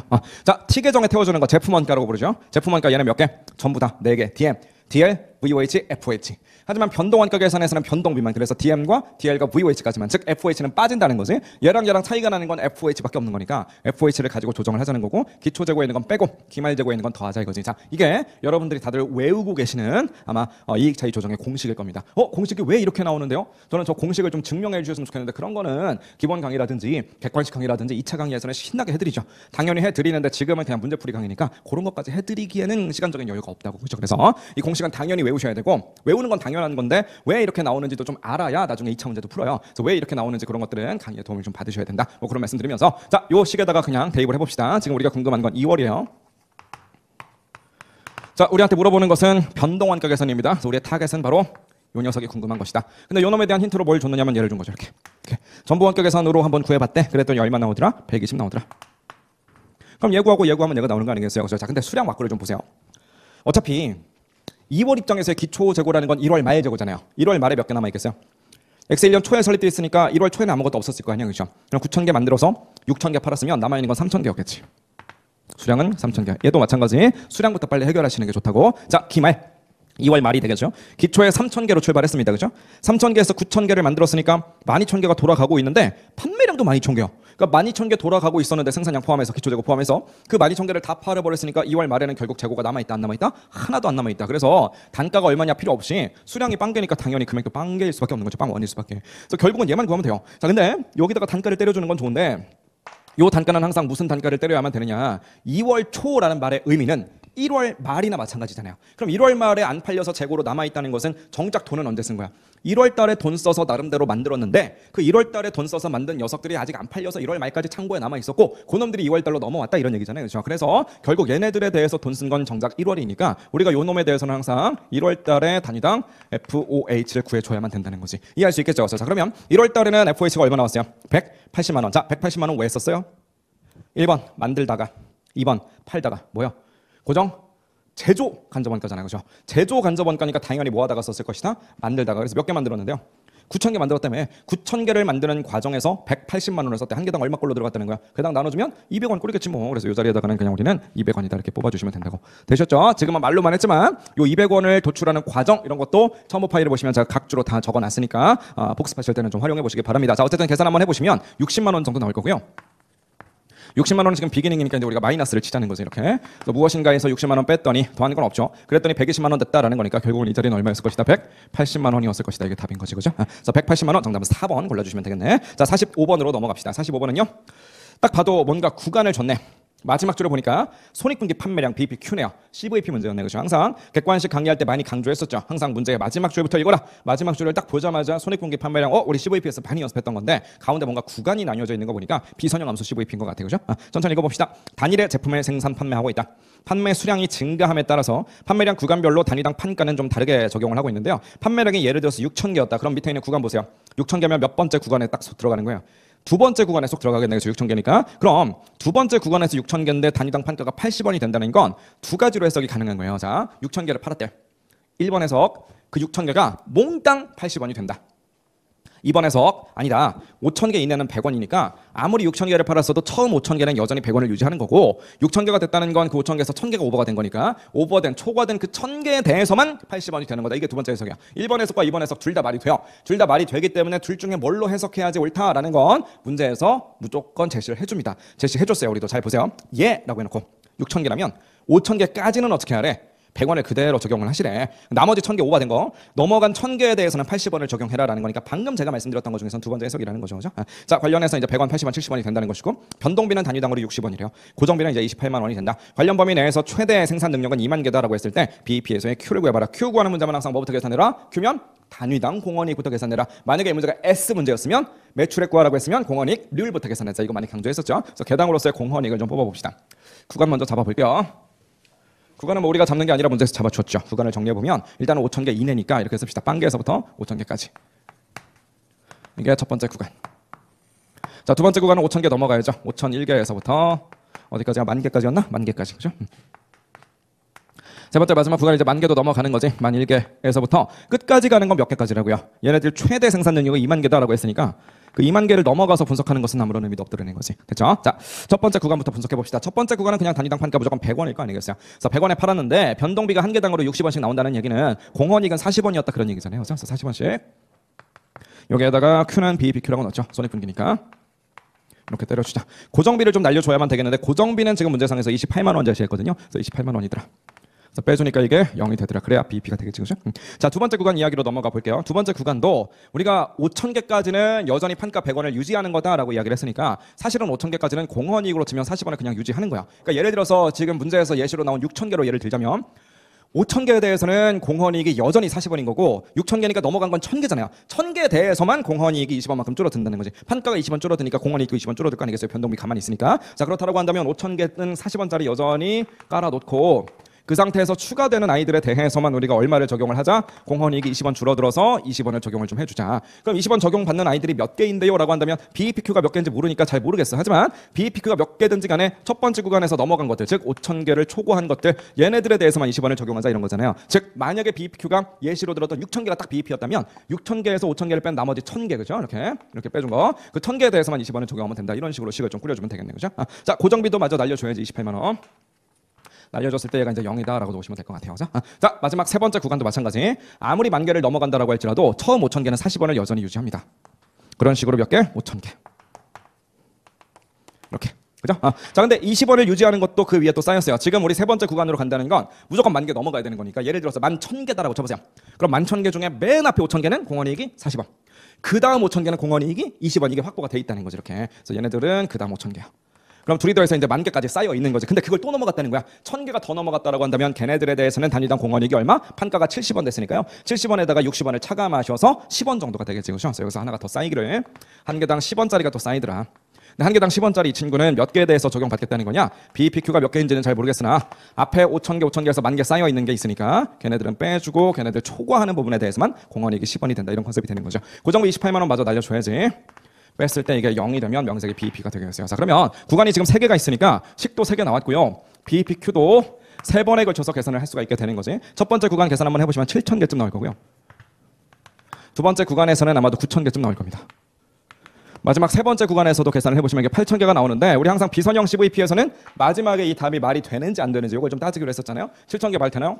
5,000개까지의 세상인데 7,000개면 저 구간의 정의를 넘어가 버렸잖아요. 그래서 얘는 절대로 답이 안 된다고. 그죠? 이 녀석은 어때요? 5,000개에서 10,000개까지의 세상인데 9,000개라면 쏙 들어왔잖아요. 그렇죠? 얘는 답으로서 자격이 충분히 갖춰져 있습니다. 얘는 어때요? 8,000개밖에 안 돼. 에이, 10,000개는 넘어야 된다며. 그렇죠? 그래서 얘는 말이 안 된다는 거지. 그래서 답으로 자격이 있는 것은 얘 하나밖에 없다는 거죠. 그래서 정답은 9,000개 뭐 이 정도 잡아주시면 되겠네. 이해하셨죠? 자, 그래서 보세요. 이게 솔직히 말해서 저는 그냥 이 식들을 설명드리느라고 얘들을 먼저 잡아놨지만 이 식을 다 쓰고 얘네들 하나하나 계산하려면 시간이 좀 걸리잖아요. 그렇죠? 그래서 여러분들이 문제 풀 때는 사실은 뭐부터 해야 되냐면 이 식을 다 적어놨으면 얘 먼저 뽑고 안 되는구나 라는 걸 먼저 가야 돼요. 마찬가지로 요 식을 먼저 뽑고 그 다음에 요걸 계산해 놓은 다음에 답이 되는구나 라는 걸 알아냈잖아요. 그럼 사실은 마지막 식은 굳이 시간 들어가면서 쓸 필요가 없다고. 어차피 답은 하나일 테니까. 그래서 그냥 이거 9,000개가 답이구나 하고서 답은 4번 딱 골라버리고 그냥 쿨하게 넘어가면 된다고. 이해하셨죠? 자, 조금만 더 요령을 얘기해보자면 솔직히 첫 번째 구간에서부터 답을 집어넣지는 않을 그런 가능성이 좀 높지 않을까, 그죠? 그래서 얘도 그냥 스킵하고 저 같으면 그냥 얘부터 다짜고짜 했을 것 같아. 설마 세 번째 구간은 아무래도 식이 좀 복잡해질 건데 여기까지 가야 된다라고 하기에는 사실은 지금까지 1, 2, 3, 4번을 딱 풀었을 때 난이도가 그다지 높지 않았잖아요. 올해는 조금 쉽게 냈구나. 근데 그런 와중에 뭔가 이렇게 막 식을 오래 짜서 시간 오래 걸리게 안 낼 것 같아. 그럼 대충 한 두 번째 구간에서 나올 것 같으니까 대충 답은 뭐 한 3번, 4번 좀 되지 않을까? 약간 이런 느낌으로 가시는 것도 시험장에서 요령이라고요. 이해하셨죠? 그죠? 자, 어쨌든 뭐 그렇다 치고 46번으로 갑시다. 엑셀년 1월 초에 설립된 상품 매매 기업이랍니다. 상기업이네, 상기업. 그죠? 상품 매매 기업이니까. 그래서 결국은 뭐 제조원가로서 DMDR, 웨이지 이런 거 생각 안 해도 되겠네. 자, 단일의 상품을 구입해서 판매를 하고 있습니다. 구입원가 정도가 있을 뿐인 거죠. 자, 현금 예산을 편성하고 있는데 매출로서 1월은 10만 원, 2월은 15만 원, 3월은 11만 원 정도가 예상이 되는가 봐요. 매출 총이익률이 40%, 그럼 나머지 60%는 매출 원가가 된다는 거지. 상품 매입 대금은 매입한 달에 현금으로 그냥 지급을 한대요. 상품의 월말 재고량은 다음 달 예상 판매량의 20%를 유지하는데 매출액 중에서 30%는 판매한 달에 싹 다 회수를 해버리고 70%는 판매한 다음 달에 회수를 한대요. 그러니까 한 달 밀려서 돈을 받는 것도 있긴 하다는 거지. 정리해보면 매입했으면 돈을 줘야 돼. 근데 그거는 내가 매입을 하자마자 무조건 돈을 준다는 거야. 그 달에. 근데 매출을 했다 그럼 돈을 받아야 될 거 아니에요. 돈을 받은 것은 꼭 그 달에만 받는 건 아니고 일부는 다음 달에도 한 달 밀려서 받는 것도 있더라라는 그런 컨셉이 되겠지. 자, 근데 그런 와중에 매출이나 매입 관련해서는 뭐 재무회계 시간에 배우시는 애누리, 환입, 뭐 할인 뭐 이런 것들 발생할 수 있는데 그런 것들은 하나도 없었대. 2월 중에 판매 관리비로서 이제 9,000원 정도를 현금으로 지급했다. 그럼 당연히 현금 유출액으로 이 9,000원도 고려를 좀 해줘야만 되겠죠. 자, 2월 달 한 달간 예상되는 현금 유입액과 그리고 현금 유출액의 차이를 구해보세요. 결과적으로는 순 현금 유입액, 그죠? 순액으로 현금이 얼마나 증감할 것이냐 그거 한번 계산해 보라 이런 뜻인 것 같아요. 그래서 결국은 유입액이 얼마인지 유출액이 얼마인지를 다 봐야 될 것 같고요. 판가라든지 구매 단가 이런 것들 전부 다 불변이랍니다. 되셨죠? 자, 그럼 왁구를 좀 잡아보도록 할게요. 사실 현금이 들어올 만한 내용은 뭐 재무회계 시간에 현금 흐름표를 그리시다 보면 현금 들어올 일은 되게 많죠. 사실 뭔가 물건을 팔아서 돈이 들어온다 이런 것도 있을 수 있지만 은행 가서 차입을 해왔다 그럼 현금으로는 들어오는 거잖아요, 그렇죠? 혹은 뭐 예전에 내가 대여해줬던 게 있는데 그 중에 일부를 이제 상대방이 갚았다 뭐 이런 것도 있을 수 있는 거잖아요. 뭐 여러 가지 상황들이 있을 수 있는데 우리는 뭐 그런 거 없죠. 그냥 뭐 매출한 것만 잘 따져주면 되는 거죠, 그죠? 그래서 이제 우리가 매출에서 돈 버는 거 이거 하나밖에 없다 보니까 매출과 관련해서 돈 들어오는 것을 따져라. 그럼 거기 매출 예상액이 10만 원, 15만 원, 11만 원 대놓고 있으니까 얘네들 가지고 따지는 거는 세상 쉽다는 거죠. 한번 그거부터 한번 따져볼게요. 돈이 들어올 만한 거 현금이 유입될 만한 거 이거 중에 대표적인 것은 매출과 관련된 거 이렇게 매출 채권을 회수하자는 거죠. 이렇게 그죠? 자, 매출 관련해서 우리가 매출 관련된 현금 유입액을 한번 계산해 보시면 우리 사실은 2월 달에 돈 들어오는 거 이게 지금 궁금한 거거든요. 2월 달 오케이? 2월 달에 돈 들어오는 게 너무나 궁금한 건데 정작 2월 달에 팔아먹은 것만 돈이 들어오는 게 아니라 한 달 밀려서 돈을 받는 것도 있다고 했으니까 바꿔 말하면 한 달 전에 팔았는데 지금 요번 달에 돈을 받는다 이런 것도 있다는 거 아니겠어요? 그래서 1월 달 것도 분석을 해야 되겠지. 자, 1월 먼저 해봅시다. 1월 달에 우리 매출이 얼마였냐면 10만 원 나왔어요. 그죠? 매출이 1월 달에 10만 원 나왔는데 그 중에서 30%는 판매한 달이니까 1월 달에 돈을 분명히 받았겠지. 하지만 나머지 70%는 돈을 아직 못 받고 한 달 밀려서 받으니까 그게 바로 2월이 되겠지. 그래서 거기 이제 70%야. 이렇게. 그죠? 이게 1월 달의 매출액. 이렇게. 자, 2월 건 어때요? 2월 달에는 매출액이 얼마냐면 15만 원. 근데 지금 2월 달에 딱 돈 들어올 게 궁금하거든요. 그렇죠? 그럼 2월 달에 돈이 들어올 만한 것은 30%만 돈이 들어오는 것이고 나머지 70%는 정작 3월 달에 돈을 받는 거니까 결국은 2월 달 한 달 동안 돈 받을 건 요거밖에 없다는 거지. 그래서 11만 5천 원쯤 되겠네요. 이렇게. 자, 근데 2월 중에 돈이 나갈 거리는 아무래도 돈 들어올 거리보다 더 많을 거예요. 우리가 이제 현금으로표 이런 것도 따져보다 보면 사실은 돈 나갈 거는 천지죠. 근데 그렇게 디테일하게 분석하는 게 아니라 지금 이 간단한 자료상에서 딱 봐도 알 수 있는 건 상품을 구입해야 되잖아. 그럼 상품을 구입하면 구입 대금을 당연히 줘야 되거든요. 그래서 상품에 대한 어떤 매입 관련해서 돈이 나가겠지. 근데 이 문제에서는 하나 더 섞어 놓은 것이 2월 중에 뭐가 나간대요? 돈이 나가는 것 중에서는 우리 판매 관리비 관련해서도 돈 나가는 게 얼마만큼 있었다라는 걸 줬어요. 그래서 판매 관리비도 여기서 이제 있습니다. 이렇게 판매 관리비로서 돈 나가는 것도 있더라. 이렇게. 자, 얘는 뭐 금액을 줬죠. 얼마가 나간다고 돼 있냐면 9,000원 정도는 돈을 줘야 된대. 그래서 얘는 그냥 9,000원 정도 돈 나가는 거니까 마이너스 이렇게 합시다. 그럼 얘만 하면 되겠네. 이렇게 매입으로 돈 나가는 거고. 그래서 세 개 다 넷팅하라는 거지, 그죠? 자, 그럼 매입액을 한번 구해보자고요. 자, 매입액을 구하기 위해서는 제가 왁구 좀 잡아드리는 거 있죠. 자, 티계정 좀 떠올려보세요. 무슨 티계정? 상품, 그죠? 만약에 제조기업이었으면 뭐 재료 계정, 뭐 제공품 있을 때도 있고 그 이후에 제품 뭐 이런 식으로 가게 될 텐데 상기업이니까 우리가 알고 있는 티계정이라고 해봤자 결국은 상품 티계정 하나밖에 없다는 거지. 자, 기초 상품 있을 거고요. 단계 매입한 거. 팔아먹은 거 뭐가 돼요? 이건 매출 원가가 되는 거지. 상품 재고자산 단위니까 이 자리는 기말 상품이 될 겁니다. 자, 근데 항상 예산 편성할 때 중요한 이야기. 예산 편성의 순서는 어떻다고요? 순서는 실제 원가의 흐름과는 무조건 반대다라는 거죠. 우리가 실제로는 상품을 구입한 다음에 그 이후에 판매를 하게 되겠지만 그렇다고 해서 야 우리 얼마나 구입하는 게 목표냐? 야 그 정도 구입을 할 거야? 야 그게 목표라면 그 중에서 얼마만큼 한번 팔아보자. 이렇게 예산 아무도 안 짠다고. 예산을 짤 때는 당연히 판매 예산을 먼저 짜는 거예요. 시장의 상황을 분석하고. 그 시장 내에서 우리 회사의 포지션을 딱 본 다음에 야 우리 회사가 지금 이 정도 수준이니까 그래도 매출 요 정도는 찍지 않겠냐. 이 매출의 차질을 빚지 않으려면 상품의 구입이 요렇게 이제 서포트가 돼야 된다. 이런 식으로 뭔가 예산을 짜겠지. 그래서 항상 우리는 모든 순서가 반대더라. 그래서 차변과 대변마저 그냥 반대로 리버스를 쳐놓고요. T자로 그리지 마시고 T자로 그리면 1, 2, 3을 다 분석해야 되니까 헷갈려요. 그래서 T자로 그리지 마시고 항등식으로 바꾸되 차변과 대변을 리버스 치자. 많이 강조했었죠. 자, 대변 먼저. 대변에 뭐 있다고요? 판매된 거. 매출, 원가. 그 다음으로는요 기말 상품. 차변으로 갑시다. 차변에는 기초 상품이 보일 거고요. 그 다음에 뭐가 들어가요? 단기 퍼처스. 우리 매입한 거. 이 정도로 잡아주시면 되겠지. 그죠? 자, 월은 3월에 대해서 분석할 겁니다. 1월 그리고 2월 마지막 3월까지. 자, 가장 첫 번째 차대를 리버스를 치다 보니까 항상 매출과 관련된 어떤 예산을 먼저 짤 것이기 때문에 그건 문제에서 주고 시작한다고요. 걔를 먼저 첫 번째 칼럼에다 넣고 시작을 할 수가 있게 되는 거죠. 자, 매출액을 줬습니다. 매출 원가로 바꿔볼까요? 매출액 중에서 40%는 이익이라며. 그럼 나머지 60%는 원가라고요. 즉 거기 있는 매출 예상액에다가 60%를 때려볼게요. 10만 원에 60% 때려주니까 얼마? 6만 원. 15만 원에 60%를 때려주니까 9만 원. 3월달 같은 경우에는 11만 원에 60%를 때려주니까 6만 6천 원 정도로 계산할 수 있겠네요. 그죠? 자, 누군가 이렇게 예산을 편성하고 있는 우리를 찾아와서 이렇게 말을 붙일 수가 있어요. 야, 왜 이렇게 힘들게 살아? 너 2월 달에 9만 원어치 팔 거야? 오케이.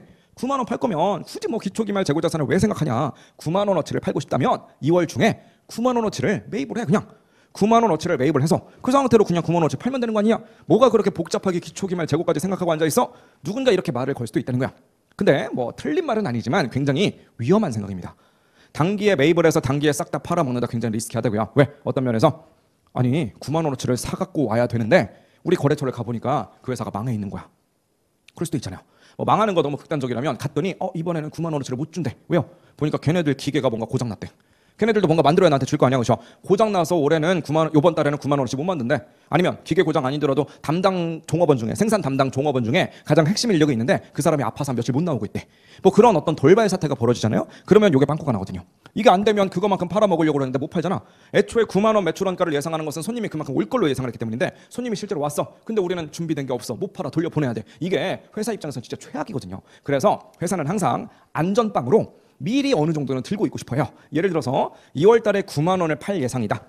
9만 원어치를 팔아먹을 게 우리의 예상이다. 그러면 2월 초부터 2월 달에 팔아먹을 것의 일부는 미리 좀 킵해놓고 창고에 보관을 해놔야만 내가 마음이 평화롭겠다. 내가 마음이 안심이 되겠다. 이런 생각을 한다는 거죠. 그럼 그중에 얼마만큼을 들고 있고 싶어 하느냐, 그건 회사 정책이기 때문에 문제에서 제시를 해줍니다. 문제 볼게요. 박스에서 밑으로 두 번째 줄 내려와 보니까 가운데쯤에 상품의 월말 재고량은 다음 달 예상되는 판매량의 몇 %를 20%를 우리가 안전재고로 유지를 하고 싶다라는 거죠. 즉 2월 달에 9만 원어치를 팔 거면 2월 초랑 똑같은 말이 뭐예요? 1월 말부터, 즉 이때부터 요 팔아먹을 것의 몇 %를 20%를 미리 갖고 있고 싶어 한다는 거야. 말 그대로 2월 말에는 다음 달인 3월에 팔아먹을 게 6만 6천 원이니까 그중에 20%만큼을 미리 내가 들고 있고 싶어요 라는 게 이 회사의 정책이라는 거죠. 이해할 수 있겠죠? 그래서 9만 원에다가 20%를 곱해서 18,000원을, 마찬가지 6만 6천 원에다가 20%를 곱해서 13,200원을 이런 식으로 넣어주면 된다는 거지. 4월달 매출 정보가 없으니까 얘는 못 구해요. 됐죠? 자, 그러면 이 상태로 다음 컬럼으로 넘어가 볼 건데 이 자리는 간단합니다. 왜? 2월 초는 1월 말과 같은 말이니까 이렇게.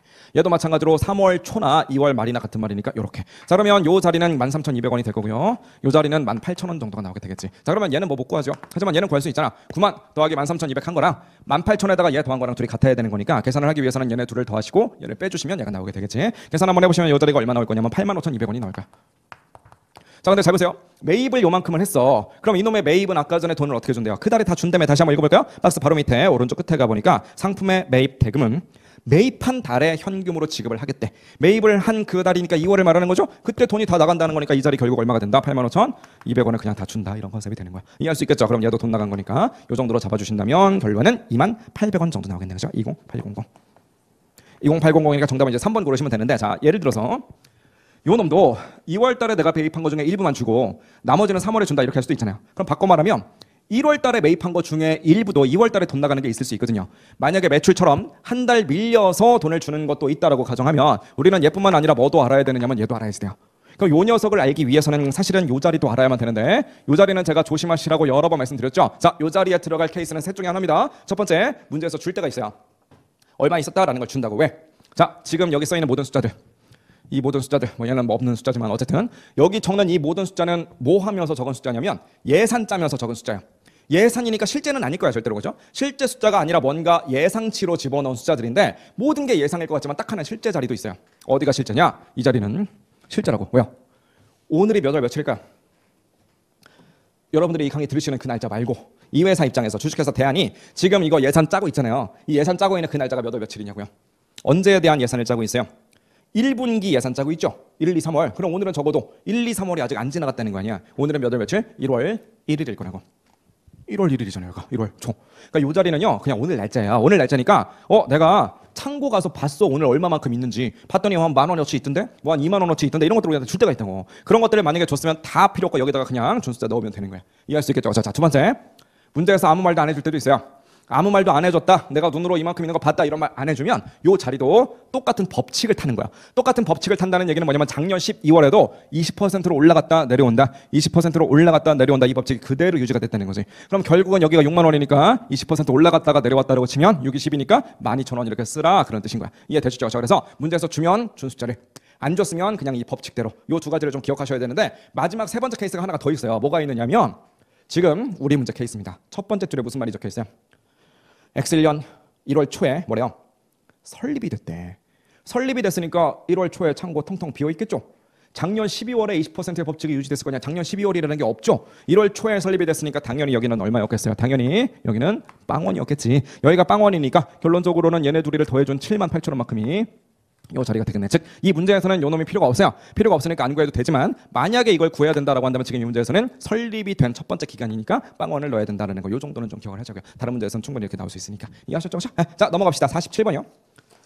47번은 아주 전형적인 특별 주문 문제네요. 천천히 읽고 풀어보도록 합시다. 대안이라는 회사가 있대요. 단일 제품인 A를 생산해서 판매를 하고 있더라. 최대 등력은 10,000개인데 현재 7,500개 만들고 있대요. 자, 유휴 등력 몇 개 놀아요? 2,500개만큼 놀고 있더라. 그렇죠? 그럼 우리 특별 주문이 몇 개일 거냐라는 거랑 비교해서 지금 갖고 있는 능력이 부족한지 남는지를 좀 봐야만 한다는 거 많이 연습해 보셨을 겁니다. 얼마에 팔고 있느냐면 600원. 밑에 보니까 기초 원가래. 기초 원가가 뭐예요? DM하고 DL 더한 거죠. 한 단위당 400원. 제조 간접 원가는 이제 변동비, 고정비로 나뉘어질 건데 그 함수를 보니까 1185,000만큼이래요. 1185,000이라는 것도 있고 그 다음에 거기에 보니까 옆에 100원이라는 것도 있는데 아무래도 1185,000이라는 것은 X라는 게 밑에 보니까 생산 수량이라고 되어 있는데 그 생산 수량이 안 걸려 있잖아요. 그렇죠? 생산 수량이 안 걸려 있으니까 그 녀석은 고정비가 되겠지. 즉 안 걸려 있다는 말의 의미는 생산량이 늘든 말든 아무런 상관없다 이런 얘기니까. 자 근데 X 값에 걸려 있는 이 100원은 생산을 하나 할 때마다 100원씩 늘어난다는 거니까 변동비 개념인 거죠. 그래서 100원은 단위당 변동 제조원가, 제조 간접원가 정도로 해석하시면 되겠네. 변동 판매 관리비는 단위당 30원, 고정 판매 관리비는 70만 원이랍니다. 역시나 변동비는 단가로, 그다음에 고정비는 총액으로 정리가 되어 있는 거죠. 그죠? 최근에 어떤 해외 거래처에서요. 대안에게 A라는 제품 3,000개를 단위당 550원에 특별 주문할 수 있는지를 문의했대요. 그런가 보다 하지 마시고 지금 큰일 난 거지. 뭐가 부족해요? 유휴 등록이 부족하네. 아까 전에 문제 읽으면서 유휴 등록 몇 개라는 거 뽑아냈었어요. 2,500개. 유휴 등록은 2,500개밖에 안 되는데 특별 주문 들어온 게 또 3,000개라는 거야. 몇 개 부족하다? 500개가 부족하구나라는 걸 알아내게 된 거죠. 자, 특별 주문 수량에 대해서는 단위당 50%의 변동 판매 관리비를 절감할 수가 있지만 고정 판매 관리비 2만 원과 단위당 10원의 특수 원재료 원가가 추가적으로 발생할 것으로 예상이 된다. 특별 주문을 만약에 수락한다 그러면 영업이익에 미치는 영향을 한번 구해보시죠라고 이야기를 하고 있고요. 특별 주문을 전량 수락하거나 거절할 수밖에 없고 만약에 이걸 수락한다면 당연히 국내 시장의 판매는 일부 포기해서 결국은 뭘 발생시키라는 거예요? 기회비용이 발생할 수밖에 없구나. 그래서 기회비용을 빼먹지 말자라는 것 좀 생각하시면서 특별 주문을 좀 수락해 봅시다. 증분으로 접근을 해보죠. 자, 우리가 특별 주문을 수락한 거야.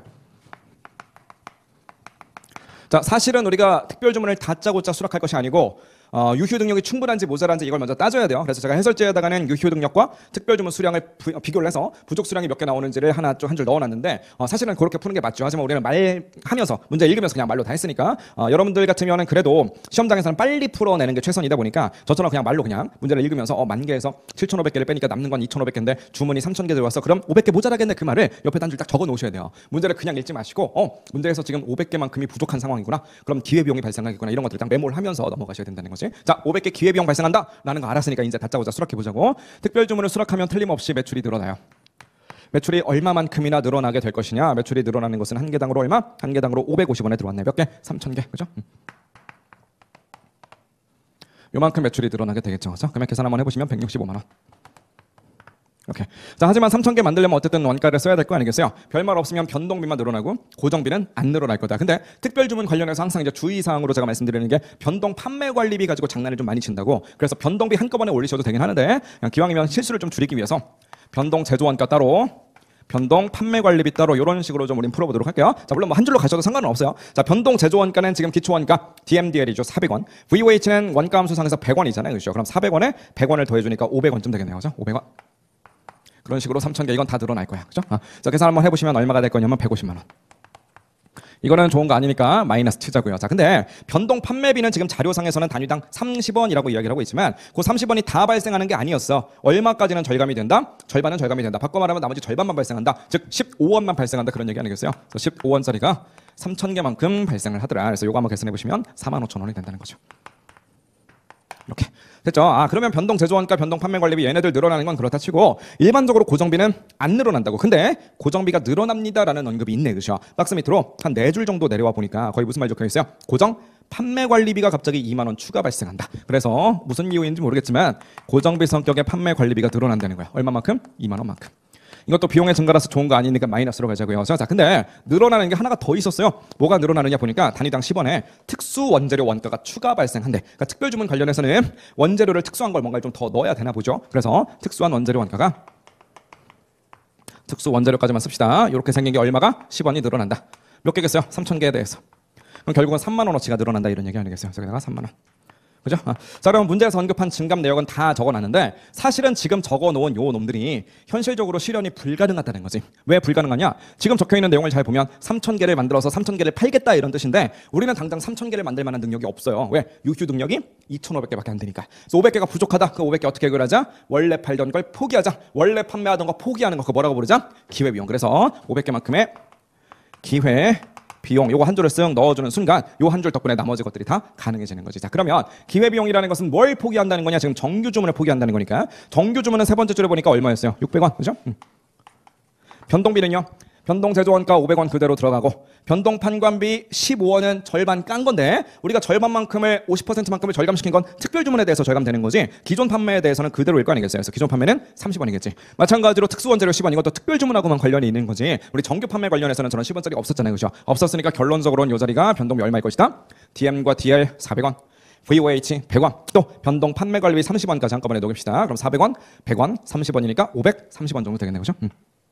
즉 기존의 정규 판매는 하나 팔 때마다 70원씩을 벌어다 주는 놈이었어요. 근데 그렇게 생긴 것을 몇 개 포기해야 된다? 500개 정도는 포기해야 된다라는 거니까 이 정도로 잡아주자는 거지. 계산 한번 해보시면 35,000원쯤 나오겠네요. 이렇게 하시면 되겠네. 됐죠? 자, 다 네팅하면 증문손익이 나오겠네. 계산 한번 해보시면 2만 원 정도 이렇게 계산이 될 겁니다. 할 수 있겠죠? 2만 원 증가한다. 정답은 1번 골라주시면 되겠고 48번으로 갑시다. 48번은 표준원가 문제네요. 표준원가 문제인데 딱 봤을 때 어떻게 생겼어요? 이거는 딱 봤을 때 꽤 어려울 것처럼 느껴지는 것이, 아니 물어보는 거는 지금 고정 제조간접원가의 조업도 차이를 구하래.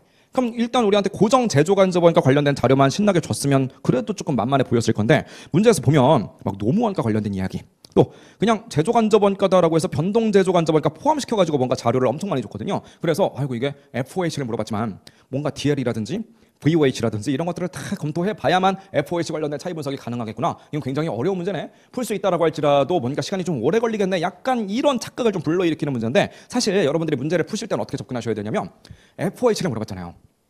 고정 제조간접원가를 물어봤으니까 일단은 고정 제조간접원가 관련된 자료를 최대한 밀어 넣으시라고요.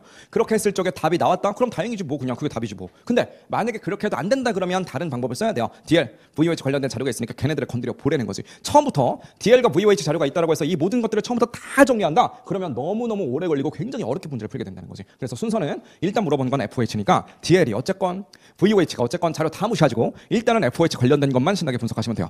해서 혹시라도 모자라는 자료가 있다 그러면 그때서야 DL과 VOH에 눈을 돌리라는 거지. 일단은 FOH 먼저 볼게요. 자, 실제, 그 다음 예산, 그 다음 마지막으로는 배부. 자, 제가 항상 강조하는 이야기, 예산 금액이라는 건 뭐다? 예산 금액은 기준조업도의 SP를 곱한 것이다. 배부 금액이란 건 뭐다?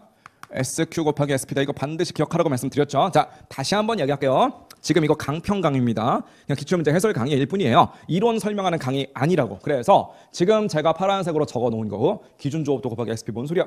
왜 배부액이 SQ 곱하기 SP야? 이거 설명드리느라고 제가 기본 강의나 객관식 강의나 2차 강의에서 요거 설명드리는 게 1시간이에요. 그죠? 근데 이거 한 문제를 풀기 위해서 이론 설명을 1시간 드릴 수는 없잖아요. 그죠? 그래서 지금은 여러분들이 이 내용 다 안다라고 치고 그냥 설명드릴 거니까, 나는 이거 모르는데 하시는 분들은 이제 표준어과 공부 열심히 하셔야 된다고. 이건 중요한 거니까 이해되시죠? 자, 어쨌든 요 놈에 대한 이해는 여러분들이 뭐 교재나 강의를 좀 도움을 받아라 이런 말씀을 좀 드리면서, 우리가 해야 되는 것은 조업도 차이. 지금 우리의 목표는 바로 이렇게 둘이라는 거죠. 그럼 사실상 이거 안 구해도 돼요.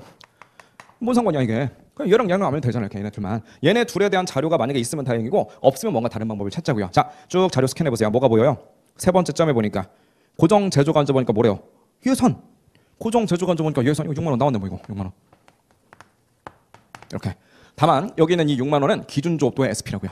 기준조업도라는 대놓고 말을 쓰지는 않았지만 마침 마지막 줄에 보니까 기준조업도로 뭘 쓴대요?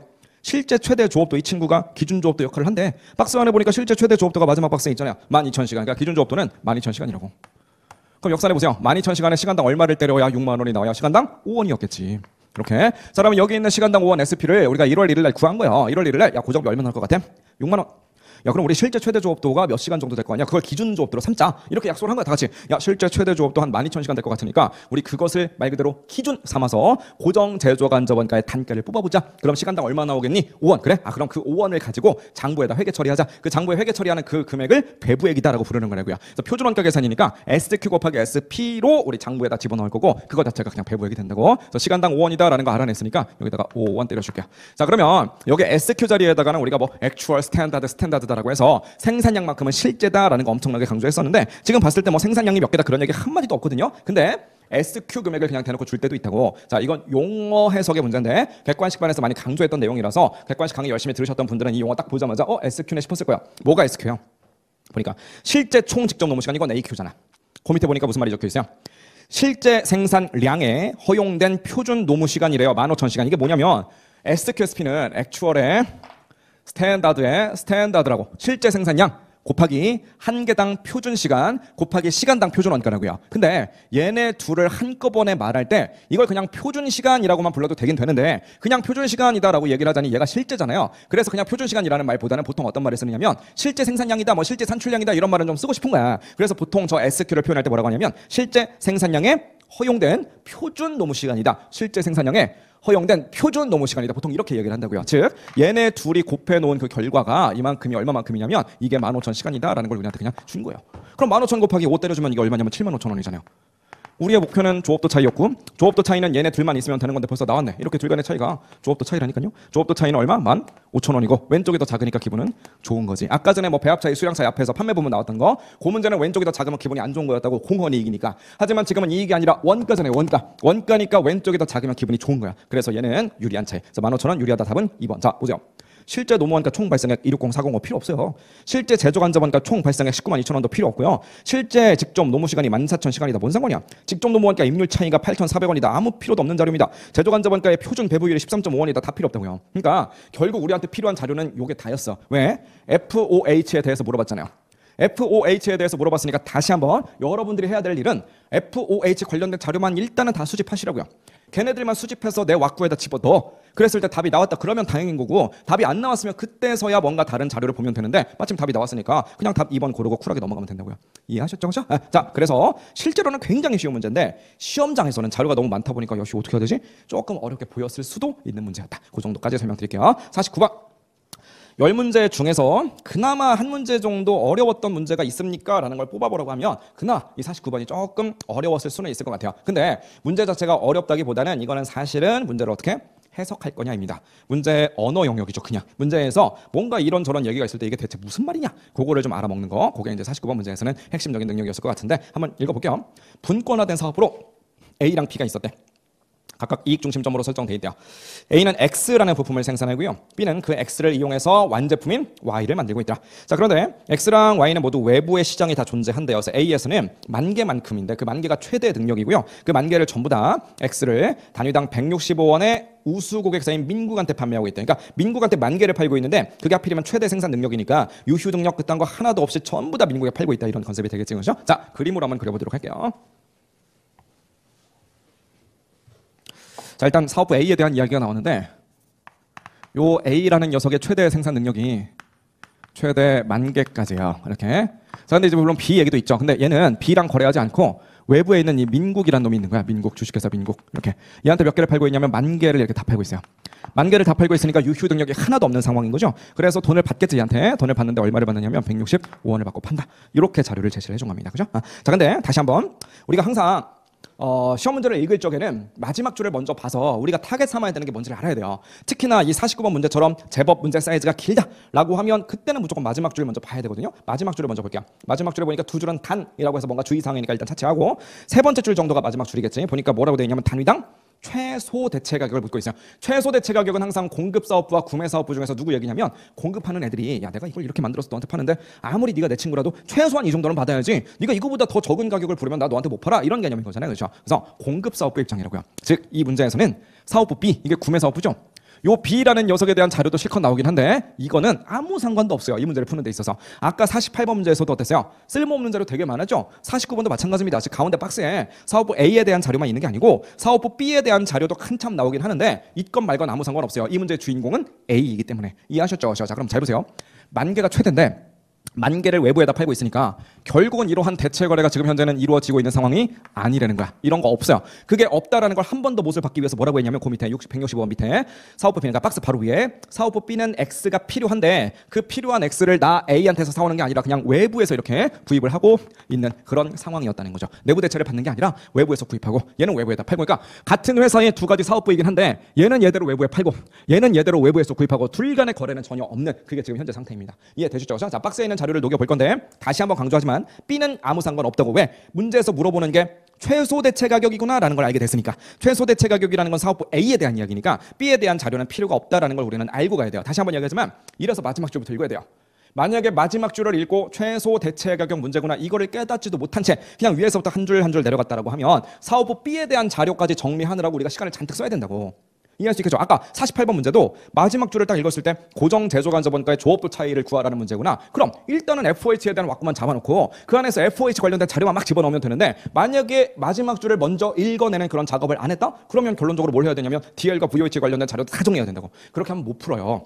설령 풀 수 있다라고 할지라도 시간이 너무나 많이 소요가 된다는 거지. 이해할 수 있겠죠? 그래서 항상 뭐 물어보는지를 알고 그 물어보는 것과 관련된 자료만 일단 정리하고 혹시나 걔네들 가지고 자료가 안 나온다면 답이 안 나온다면 뭔가 다른 자료를 통해서 힌트를 뽑아와야 되는 그런 경우도 생길 수 있다. 이 정도로 여러분들이 감을 잡아야 된다고. 이해하셨죠? 그죠? 자, 어쨌든 B에 대한 자료는 일단 스킵하고요. A 관련된 자료만 정리해 볼 건데 판가 165원은 이미 정리했고요. 변동비가 110원이더라. 변동비는 여기서 비용 쓰는 거니까 마이너스로 칠게요. 이렇게. 자, 고정원가는 일반적으로 이제 이런 최소 TP나 혹은 뭐 최대 TP도 마찬가지로 다 증분 접근법의 논리에서 따갖고 와서 만든 공식이기 때문에 우리가 만약에 이 대체 거래를 한다라고 할지라도 뭐 늘어나거나 줄어들거나 하는 금액이 아니다라고 하면 관련 원가가 아니기 때문에 고려할 필요가 없어요. 고정원가는 별다른 말이 없으면 대체 거래를 설령 한다라고 할지라도 변하지 않으니까 고정원가잖아요. 그렇죠? 그래서 고정원가에 대해서 만약에 별 말이 없다면 여기 있는 이 10만 원이라는 고정원가는 사실은 고려하지 않아도 된다는 거. 자, 박스 밑으로 가보니까 신규 고객사가 나왔어요. 자, 여기서부터 이제 해석을 잘해야 돼요. 만세래, 만세. 지금 우리 원래 고객은 민국이죠. 근데 신규 고객사인 만세라는 놈이 우리한테 170원에 8,500개 좀 주문할 수 있을까요? 문의가 싹 들어온 거야. 그럼 A가 만세한테 그 8,500개를 만약에 팔아버리잖아요. 그럼 A는 1,500개를 B한테 대체하는 게 가능하더래. 그럼 둘이 더해보세요. 8,500개랑 1,500개.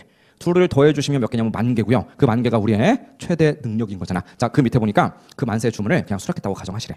그러면 A가 지금과 동일한 영업이익을 얻으려면 최소 TP가 얼마가 되겠습니까? 라는 걸 묻고 있어요. 자, 그림으로 한번 정리해 볼게요. 다시. 자, A가 있고 B는 뭐 상관없으니까 조그맣게 이렇게 그립시다. 그죠? 최대 능력이 변하지 않았어요. 10,000개라고 이렇게 10,000개. 자, 변동비도 변한 적 없습니다. 110원. 자, 근데 이제 갑자기 무슨 일이 벌어졌냐면 만세라는 놈이 온 거야. 주식회사 만세. 주식회사 만세. 이렇게. 얘가 자기한테는 170원에 팔래. 자기는 좀 비싸게 쳐주겠대 이게. 그러니까 이게 좀 이상한 거죠. 이걸 만약에 특별 주문 이렇게 해석해버리면 일반적으로 특별 주문은 야 내가 한 큐에 8,500개나 주문하니까 좀 싸게 줘 보통 이런 식인데 그게 아니라 야 니네가 지금 모든 능력을 얘한테 가고 있다며 그러면 쟤한테 가느라고 나한테 줄 유휴 능력이 없을 것 같긴 한데 나도 지금 8,500개가 필요하거든. 8,500개가 이렇게. 그럼 내가 이 8,500개를 주문한다면 기존의 10,000개보다는 조금 니네가 판매 수량이 줄어드니까 그 대신에 얘한테 파는 것보다 좀 더 비싸게 쳐줄게. 나는 170원 줄게. 이렇게 얘기를 하는 거예요. 뭔 말인지 아시겠죠? 자, 근데 잘 보세요.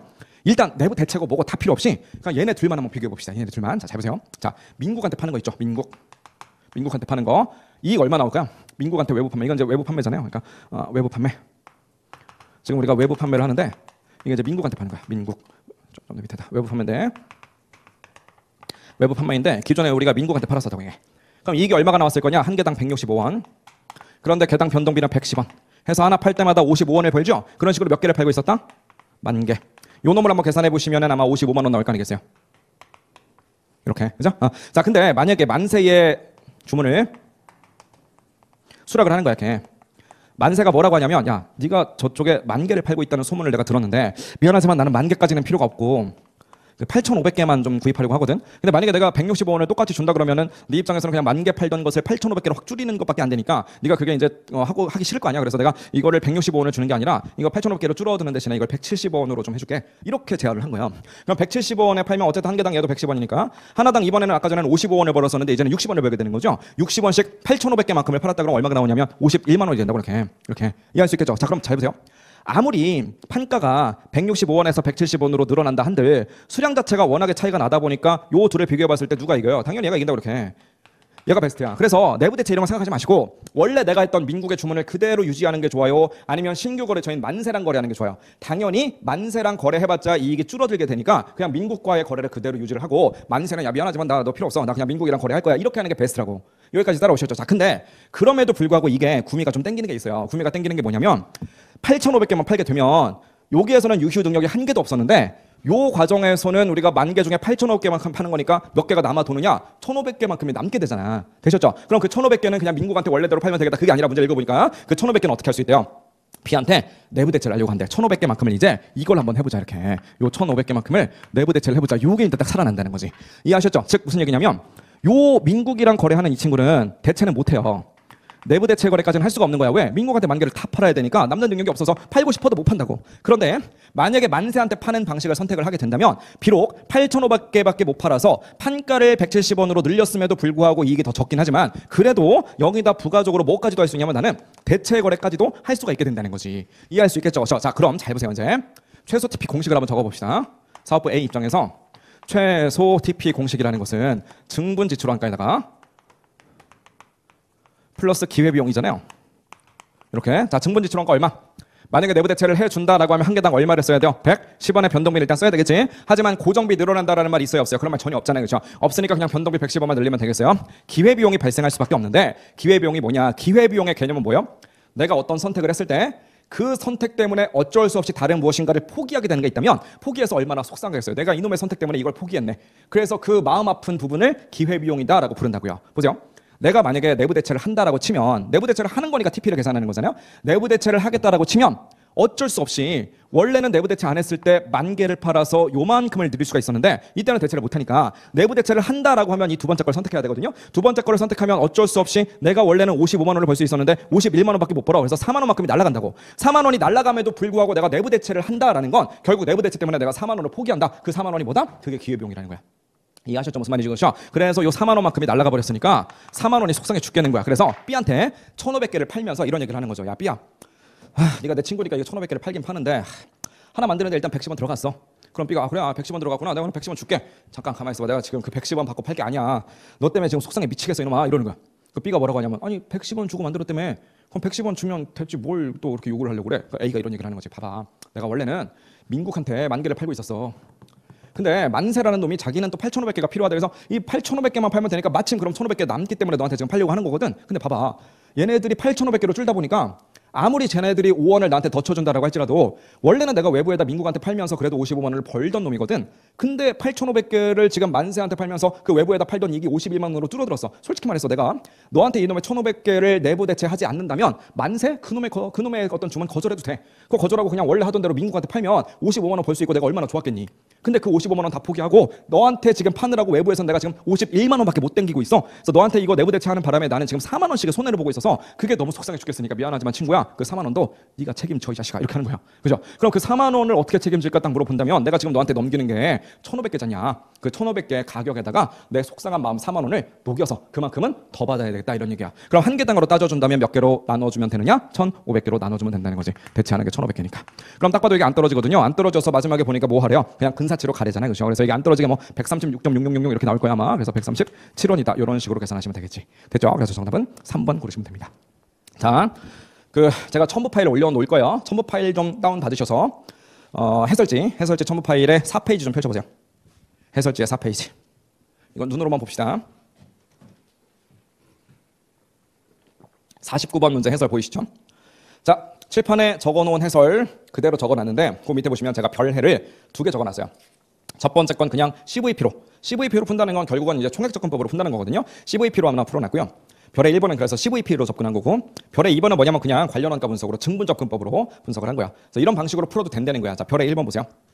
지금 문제에서 요구하는 건 뭐냐면 현재랑 이익이 똑같아지도록 대체 가격을 정해봐라라는 거잖아요. 그 현재 이익을 구하면 되잖아. 현재는 이익이 얼마예요? 민국한테 10,000개 팔죠. 민국한테 10,000개를 파는데 165원에서 110원을 빼주니까 한 개당 55원을 우리가 번다. 그런 식으로 10,000개를 팔잖아요. 그죠? 근데 고정비도 10만 원 있으니까 최종적인 이익을 구한다 그럼 45만 원이라고. 그죠? 자, 대체 후는요 어때요? 이제는 민국한테 못 팔지. 대체를 한다는 얘기는 8,500개만 팔아야 대체가 가능하니까. 그래서 8,500개만큼을 만세한테 판다 이거야. 그러니까 10,000개는 아까 전에 현재 거는 민국 건데 지금 대체 후에 그 8,500개는 만세 거인 거지. 그래서 만세한테 8,500개를 파는데 그때는 170원 받기로 했으니까 개당으로 60원이죠. 60원 곱하기 8,500개. 근데 우리가 8,500개를 만세한테 팔면 1,500개 남으니까 나머지 1,500개는 내부에다 대체해야 되는 거야. 대체할 때 얼마를 받을 거냐 그거 모르겠으니까 TP라는 미지수를 썼어요. TP에서 변동비는 어차피 110원이니까 빼줍니다. 거기다 1,500개 때려주자는 거지. 고정비가 10만 원 있으니까 고정비도 차감을 했어요. 근데 현재나 대체 후나 고정비 10만 원이다라는 건 어차피 똑같으니까 사실은 윗식이나 아래식이나 10만 원은 관련 원가가 아니라서 둘 다 지워놓고 생각해도 상관없어요. 어차피 증분의 개념으로 10만 원이 지워지는 거니까 공식으로 풀 때도 그 10만 원의 고정비는 고려하지 않아도 상관이 없다 이런 얘기야. 그래서 사실은 지금 별의 1번에서도 그 10만 원이다 마이너스를 제가 다 쳐놨는데 요거는 그냥 영업이익을 제가 공식화하느라고 그랬던 거고 10만 원은 두 식에서 다 지워놓고 해도 결과는 똑같게 되겠지. 어쨌든 두 식을 정리한 다음에 그 녀석이 서로 같다라고 놓으려면 TP가 얼마면 되냐면 그게 137원이면 되거든요. 그러니까 대체 후가 더 유리하려면 137원보다 커야 되니까 137원보다는 커야 내가 대체를 할 생각이 있다. 그럼 최소 137원은 받아야 된다 그런 얘기잖아요. 그래서 137원이 최소 대체 가격이 된다는 거지. 됐죠? 나는 이런 CVP보다는 뭔가 의사결정을 할 때는 죽어도 증분접근법이 편하다 하시는 분들은 별의 2번처럼 풀어도 돼요. 만약에 내가 내부 대체를 한다 그러면 만세한테 신규 주문 받은 거 그놈만큼의 이익이 갑자기 생겨버리는 거죠. 170원에서 110원을 뺀 60원짜리 곱하기 8,500개 이게 생긴다는 거야.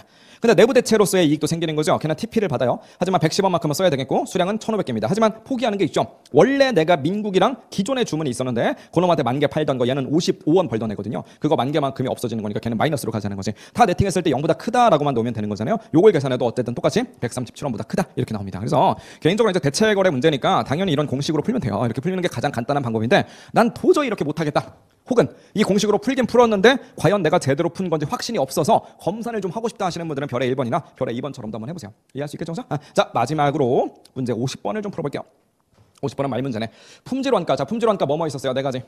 품질원가 네 가지 뭐뭐. 예방원가와 평가원가. 얘네 둘은 통제원가였죠. 그렇죠? 그다음 내부 실패원가와 외부 실패원가. 얘네 둘은 실패원가. 자 기존에는 보통 이 품질원가와 관련된 문제가 어떻게 나왔었냐면 품질과 관련해서 원가 나올 만한 것들을 막 박스에다가 이것저것 막 준 다음에 다 셔플을 해놓죠. 그런 다음에 이 중에서 예방원가 얼마게, 뭐 이 중에서 평가원가 얼마게, 뭐 내부 실패 얼마게, 외부 실패 얼마게, 뭐 이런 식으로 보통 물어봤었는데 지금은 이제 그 각각의 원가들의 특징 뭐 이런 것들을 좀 물어봐서 그동안 물어봤던 거랑은 결이 조금 다르게 물어보긴 했어요. 근데 어차피 기존의 문제들처럼 네 가지 원가 중에서 어느 카테고리에 들어가는지 우리가 소팅을 하려면 적어도 그 네 가지 원가가 어떤 특성을 갖고 있는지 그 개념 정도는 알아야 될 거 아니겠어요? 그래서 그런 부분들을 좀 확실히 알고 풀어봤던 공부했던 분들이라면 50번 문제도 충분히 쉽게 풀었을 겁니다. 자 1번부터 제품이나 서비스가 규격에 적합한지 측정하고 분석하기 위해서 지출되는 비용인 평가 원가는 근본적으로 불량이나 오류의 발생을 줄이거나 제거한대. 말이 되나요 이게? 평가를 많이 한대. 우리가 컨베이어 벨트 이렇게 쭉 있고 중간에 여기에 이제 검사 기계가 싹 있는 거예요. 그럼 이 검사 기계를 가지고 이게 불량인지 아닌지 검사를 막 해. 이 검사를 막 하면은 이 회사의 어떤 불량품은 갑자기 막 없어져요? 그러니까 아니라 불량인지 아닌지 그냥 찾아낼 뿐인 거지 불량률 자체가 갑자기 줄어들거나 이러는 건 절대로 아니라고. 이해하셨죠? 자 여러분 단순히 모의고사만 본다라고 해서 여러분들이 뭔가 문제를 틀릴 확률이 줄어드나요? 그냥 모의고사만 열심히 보면 실력이 막 올라가요? 아닐 거 아니야. 모의고사를 보는 이유는 내 지금 현재 상태가 어느 정도인지, 내가 지금 어느 정도 점수를 맞을 만한 실력을 갖고 있는지 이걸 그냥 확인하는 것뿐인 거예요. 모의고사 점수가 뭐 60점이 나왔다. 모의고사 점수가 50점이 나왔다. 그 사실만으로 내 실력이 오르진 않아요. 내 실력이 오르려면 어떻게 해야 돼? 그 평가의 결과, 내가 이러이러한 부분에 좀 문제가 있구나. 이러이러한 개념이 좀 약하구나. 그럼 그걸 공부를 해야 실력이 올라가는 거지. 그러니까 평가를 해서 그냥 그 평가 자체만으로 해서 근본적으로 뭔가 제거되는 게 아니라 평가를 했으면 야 평가를 쭉 해보니까 이게 뭔가 문제가 좀 있는 것 같더라. 그럼 그 문제 있는 부분에 뭔가 개선한다. 이런 게 같이 들어가야만 불량률이 좀 줄든지 말든지 하겠지. 근데 동그라미 1번은 지금 평가만 해도 근본적으로 불량이나 오류가 다 줄어들거나 제거가 된다라고 했으니까 말도 안 되는 소리라고. 1번은 틀린 말이고요. 2번 불량품으로 인해서 평판이 좀 악화가 됐대. 불량품으로 인해서 평판이 악화되려면 전제 조건은 뭐야? 불량품을 팔아버린 거야. 일단 불량품이 나왔다는 것 자체가 실패 원가예요. 그죠? 근데 그 불량품을 안 팔고 내가 내부적으로 발견했으면 평판이 나빠질 일이 없어. 우리끼리만 알고 야 불량품 나왔다 그냥 버리면 되는 거니까. 근데 불량이 나왔는데 미처 그거를 발견하지 못해서 팔아버린 거야. 그걸 팔았으면 누가 피해를 보겠어요? 소비자가 피해를 보겠지. 그럼 일반적으로 뭐 환불해 주세요. 그죠? 뭐 교환해 주세요. 이 정도로 끝나는 게 그나마 천만다행이겠네. 뭔가 피해를 봤으면 어떻게 돼요? 소송 들어와요. 뭐 손해배상 해줘야 돼. 더 큰 건 뭐예요? 더 심한 건. 그냥 차라리 그 고객이랑 소송만 살짝 들어오면 괜찮을지도 몰라. 뉴스를 들어봤더니 우리 회사가 나오는 거야. 어떤 회사가 불량품을 팔아서 소비자들이 이렇게 막 단체로 피해를 받았습니다. 그럼 어떻게 되겠어요? 갑자기 막 불매운동 막 이런 것들이 막 일어나고 갑자기 우리 회사 거 아무도 안 산다고. 그게 최악인 거죠. 동그라미 2번이 그거야 지금. 불량품으로 인해서 평판이 악화되었다. 그래서 판매 기회 상실이 발생했고 매출이 감소했다. 누가 봐도 아주 중요한 품질 원가인 거죠. 품질 원가 네 가지 분류 중에서 어디에 집어넣을까요? 당연히 외부 실패 원가 여기다 넣으면 되겠네, 그죠? 자, 동그라미 3번이요. 통제 원가와 실패 원가는 일반적으로 정의 관계일 때, 뭐 이건 그냥 간단하게 한번 해볼까요?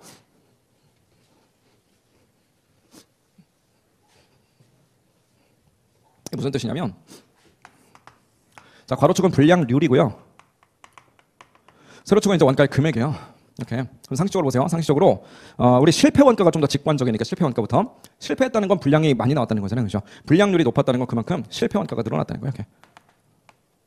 이렇게. 그죠? 자, 근데 통제 원가라는 것은 예방하고 평가하고 이런 거잖아요, 그렇죠? 그러면 뭐 예방하고 평가하고 또 평가를 했더니 불량이 많이 나와서 또 예방에 좀 더 힘쓰고 어쨌든 불량이 최대한 안 나오도록 우리가 불량 나오기 전에 뭔가 미연에 방지하려고 돈 쓰는 거잖아요, 그렇죠? 즉 통제를 빡세게 하면 그만큼 불량은 좀 덜 나오거든요, 그죠? 그래서 불량률이 줄어들었다는 건 통제를 엄청 빡세게 했다는 것이고 반대로 불량률이 많이 나왔다는 건 통제를 좀 대충 했다는 거잖아요. 그래서 통제 원가는 보통은 이렇게 그려진다고. 이게 바로 통제 원가인 거죠. 어떤 관계에 있어요? 정의 관계가 아니라 서로 반대잖아. 부의 관계였다. 이렇게 말을 해야 되겠지. 부호도 플러스가 아니라 마이너스로 좀 적었어야 되겠죠. 그래서 부의 관계다. 자, 참고로 좀 덧붙이자면 이건 전통적인 관점이에요. 전통적인 관점. 전통적인 관점이고요. 보통 얘를 허용 가능 품질 관점이다. 허용 가능 품질 관점이다. 뭐 보통 이런 식으로 표현을 해요. 뭔가 좀 허용된다 이 말이 좀 포인트인데 허용된다는 건 이제 무슨 얘기냐면 얘도 줄여야 되고 얘도 줄여야 되잖아요. 우리가 일반적으로 불량률이라고 하면 직관적으로 실패 원가만 떠올리다 보니까 실패 원가가 줄어야지 좋죠. 그럼 당연히 불량률은 0이 돼야 된다. 항상 이런 관점을 갖고 있는데 너무 실패 원가를 줄이려고 노력하다 보면 반대로 통제 원가가 너무 많이 들어가다 보니까 오히려 전체적인 우리 품질 원가는 좀 많이 들 수 있다는 거예요. 한마디로 이 노란 그래프 두 개를 합친 게 바로 품질 원가거든요. 합치면 그래프가 이렇게 나온다고요. 이렇게 이런 식으로. 그래서 이게 이제 품질 원가라는 건데 자세히 보시면 불량률이 0으로 되면 오히려 이게 엄청 늘어나죠. 왜 그러냐면 통제원가 때문에 그렇다는 거야. 그래서 과거에는 어떻게 생각했냐면 야, 불량률을 너무 낮추려고 했더니 통제원가 너무 많이 들어간다. 이래서는 안 되겠으니까 어느 정도는 좀 널널하게 허용을 하자. 이렇게 여기가 최적의 불량률인 것 같다. 요 정도는 말 그대로 허용을 좀 해주는 게 좋겠다 해서 허용 가능 품질 관점이다 이렇게 불렀다고요. 이해하셨죠? 자, 근데 최근에는 좀 달라요. 최근에는 불량률은 무조건 빵으로 가야 된다라고 주장을 합니다. 똑같은 그래프를 한번 그려볼게요. 여기는 불량률, 여기는 원가의 금액. 자, 실패 원가는 똑같아요. 실패 원가는 불량이 많이 나오면 이렇게 돼요. 이렇게. 자, 아까 전에 지문 하나 안 본 것 같은데 그러니까 4번. 4번, 5번도 안 봤구나. 자, 어쨌든 자, 실패 원가는 이렇게 생겼고 통제 원가는 원래는 이렇게 가야 되는데 통제 원가를 우리가 그릴 적에 보통 어떻게 그리냐면 통제 원가는 이렇게 그려요. 이렇게 가다가 얘가 원래는 이렇게 가야 되는데 가다가 여기서 이렇게 확 꺾어진다. 이렇게 봐요, 보통. 이렇게. 이게 이제 통제 원가라는 거야. 그래서 둘 합쳐보면 결론부터 보면 얘가 이렇게 해서 이렇게. 이게 이제 품질 원가가 이렇게 생겼다라고 이야기를 합니다. 이렇게. 그러니까 원래는 대충 한 여기쯤에서 최소의 품질 원가가 최소화가 됐었는데 지금은 뭐라고 하냐면 여기가 최소다 이렇게 해서 요만큼이 최적이다. 그래서 불량률은 말 그대로 0으로 가는 게 좋다. 불량률은 떨어뜨릴수록 좋다라고 이제 이야기를 하거든요. 그래서 이게 최근의 관점인데 최근의 어떤 관점인데 최근의 어떤 최신 이론인데 최근인데 이게 요 녀석을 우리가 보통 뭐라고 하냐면 무결점 추구의 관점이다. 보통 이렇게 불러요. 말 그대로 무결점을 추구한다는 거지. 불량률은 0이어야만 한다. 이런 식으로 보통 이야기를 한다는 거죠. 자, 그러면 통제 원가가 이렇게 멀쩡히 가다가 갑자기 여기서 왜 뚝 떨어지느냐라는 건데 이게 통제 원가가 보통 뭐 예방하고 이런 것들이 통제 원가거든요. 뭐 평가 원가도 통제 원가긴 하지만 자, 예방으로 얘기를 해봅시다. 예방을 한다는 건 뭐냐면 이런 거예요. 기계를 멀쩡해 보이는데도 불구하고 주기적으로 뭐 예를 들어서 한 달에 한 번 그 기계를 다 뜯어서 안에 혹시 뭐 고장 나는 거 있는지 뭐 기름칠이라도 좀 해야 되는 거 있는지 이런 것들을 맨날 점검을 하는 거야. 그럼 사실 쓸데없이 돈 쓸 때도 되게 많겠죠. 왜? 까봤더니 멀쩡해. 아무런 문제도 없어. 근데 괜히 뜯었다가 기름 한번 치고 닫아버리는 거야. 그럼 사람들이 보기에는 이거 이 돈 아깝게 못하러 쓰나? 이런 예방 원가는 안 써도 되지 않나? 그래도 맨날 돈을 쓰는 거야. 왜? 그래야 불량이 안 나올 테니까. 뭔 말인지 아시겠죠? 그죠? 자, 외부 강사 초빙에다가 우리 회사 직원들을 맨날 교육을 시키는 거야. 한 달에 한 번씩 교육을 시켜. 품질이 어떻게 하면 좋아지는지, 어떻게 하면 불량이 안 나오는지 국내 최대 전문가들을 막 강사로 불러가지고 우리 회사 직원들한테 교육을 막 하는 거야. 돈이 엄청나게 들어가는 거야. 강의료로. 그럼에도 불구하고 그 돈이 아깝지 않게 막 써요. 왜 그딴 짓을 하느냐? 그러면 그래도 어쨌든 직원들이 똘똘해지면서 불량이 안 나올 테니까. 이해할 수 있겠죠? 그래서 사실은 불량률을 줄어들게 만들려면 통제원가를 많이 써야 된다 그거야. 자, 그런데 이 짓을 엄청 해놓은 거야. 무지하게 많이 해놨더니만 이제는 외부 강사를 굳이 초빙하지 않아도 돼요. 왜? 하도 그동안 교육을 많이 시켜놔가지고 우리 애들이 대한민국에서 최고 전문가가 됐어. 더 이상 돈 안 써도 되는 그런 날이 오는 거죠. 기계를 맨날 이렇게 뭔가 수리를 하고 뭐 기름치고 이런 것들을 했더니 우리가 이제 어느 정도 안 거야. 기존에는 뭐 일주일에 한 번씩 했는데 야 2주에 한 번만 해도 된다. 한 달에 한 번만 해도 된다. 이런 것들을 좀 알게 된 거야. 그리고 워낙에 관리를 잘해가지고 더 이상 고장이 나질 않아요. 얘네들이. 다른 회사들보다 훨씬 더 오래 쓰고 훨씬 더 이게 퀄리티가 좋아. 그럼 더 이상 이거 통제하느라고 돈을 다른 회사들만큼 많이 안 써도 된다는 거죠. 이해할 수 있겠죠? 또 하나 대표적으로 보통 뭐 예를 들어서 원재료 같은 것들을 사온다라고 했을 적에 그 원재료를 사올 때 아무 회사나 거래를 하지 않고 막 무슨 뭐 싸게 부르는 회사 뭐 가까운 회사 이런 애들하고 대충 거래하는 게 아니라 엄청 막 발품을 팔고 돌아다니는 거예요. 어떤 회사가 가장 양질의 부품을 우리한테 제공할 능력을 갖고 있는지, 과거에 뭐 사고 친 적은 없는지, 공장에서 일하는 종업원들이나 뭐 사장님이나 뭐 공장장이나 이런 사람들하고 다 인터뷰를 해가면서 이 사람들 마인드가 과연 어떠한지, 또 공장의 어떤 청결 상태, 위생 상태 이런 것들이 얼마나 잘 되고 있는지, 점검은 얼마나 수시로 하는지 이런 것들을 맨날 가서 보는 거야. 본 다음에 가장 베스트다 싶은 어떤 회사랑 딱 거래를 터버리는 거죠. 그럼 그런 회사 찾느라고 통제원가를 무진장 많이 써놨을 거란 말이에요. 그럼 그런 식으로 통제원가를 한번 투자를 해놓으면 좋은 회사를 찾았으니까 더 이상 돌아다니지 않아도 돼. 그 회사랑 장기 거래를 그냥 빵 계약을 써버리는 거야. 그냥 계약서에 사인을 딱 해놨으니까 더 이상 우리가 어디 안 돌아다녀도 그 회사한테 너무나 좋은 양질의 어떤 원재료를 우리가 제공을 받게 되는 거고, 그럼 더 이상 불량이 안 나온다는 거죠. 즉 불량률을 극단적으로 떨어뜨렸다는 얘기는 이미 과거에 통제원가를 많이 썼다는 얘기인데, 한번 투자를 해놨더니 더 이상은 통제원가를 많이 쓰지 않더라도 이미 불량률은 낮춰져 있는 상태라는 거지. 그래서 우리가 최적의 불량률은 아예 무결점으로 가야 최적이더라. 이게 최근의 관점이야. 이해할 수 있겠죠? 그래서 이런 내용들도 좀 참고로 알아둡시다. 자, 4번하고 5번은 안 봤는데 동그라미 4번 마지막으로 보면 원재료의 검사 비용은 일반적으로 예방원가래. 자, 제가 좀 전에 예시를 들었던 건 원재료의 검사가 아니라 원재료를 공급하는 업체를 검사하는 거야. 공급하는 업체가 괜찮은지 안 괜찮은지, 그건 무슨 원가겠어요? 원재료를 나한테 공급하는 업체가 후보가 A, B, C가 있어. 가서 상태를 보는 거야. 사람들의 마인드를 보는 거야. 그거 돈 썼대. 그건 뭐겠어요? 그건 어떻게든 불량이 안 나오게 하려고 돈을 쓴 거라고요. 그건 예방원가야. 그죠? 자, 근데 이미 한번 사갖고 온 원재료를 정밀 검사를 하는 거야. 막 엑스레이 같은 거 쬐가지고. 그래서 이걸 막 보는 거야. 그건 뭐냐면 뭔가 예방을 한다기보다는 이거 혹시 불량인가 아닌가 그걸 판단하는 거죠. 이게 바로 평가 원가라고 이해할 수 있겠죠. 그래서 동그라미 4번에 보니까 원재료의 검사 비용은 예방 원가가 아니라 보다 얘는 평가 원가요.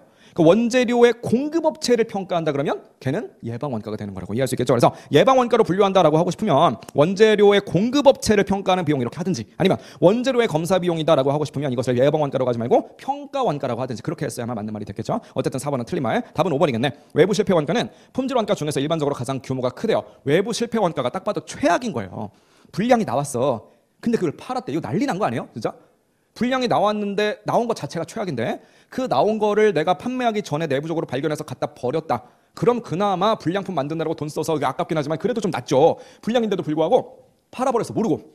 다시 한번 얘기하지만 피해는 다 소비자가 본다고요. 그럼 소비자들을 위해서 우리가 뭔가 배상을 해야 된다는 거지. 더 최악은 뭐예요? 뉴스에 나온다니까요. 아까 전에 나왔던 거 불량품으로 인한 평판 악화. 뉴스에 막 우리 회사 최악이다 이런 것들 막 나와가지고 사람들이 막 불매운동하고 막 이런 식으로 가면 회사 망해요. 이거 잘못하면. 즉 외부 실패 원가는 정말 최악입니다. 그래서 실패 원가를 줄이려고 통제 원가를 쓰는 건데 그 중에서도 어떻게든 외부 실패 원가는 한 번 발생하면 난리나는 거라서 이런 외부 실패 원가는 어떻게든 줄일 생각을 해야지 된다는 거지. 그래서 이 외부 실패 원가는 일반적으로 봤을 때 가장 규모가 크다. 당연히 맞는 말이 되겠지. 그래서 옳은 말을 골라보세요. 동그라미 5번을 고르시면 되겠습니다. 이해할 수 있겠죠? 자, 이렇게 해서 10문제 정도 풀어봤고요. 뭐 한 문제 한 문제 이론적인 내용들까지도 아주 자세하게 다뤄드리고 뭐 공식이 나오면은 걔네들도 좀 자세하게 증명해드리고 이런 식으로 진행했다면 참 좋았겠지만 뭐 그렇게까지 할 여유는 없어서 그냥 최대한 그냥 문제풀이에만 포커스를 맞춰서 좀 필요한 이론들만 조금 설명드리면서 10문제 강평 시간을 좀 가져봤는데 어쨌든 서두에 말씀드렸다시피 다시 한번 얘기하지만 정말 고생들 많으셨고요.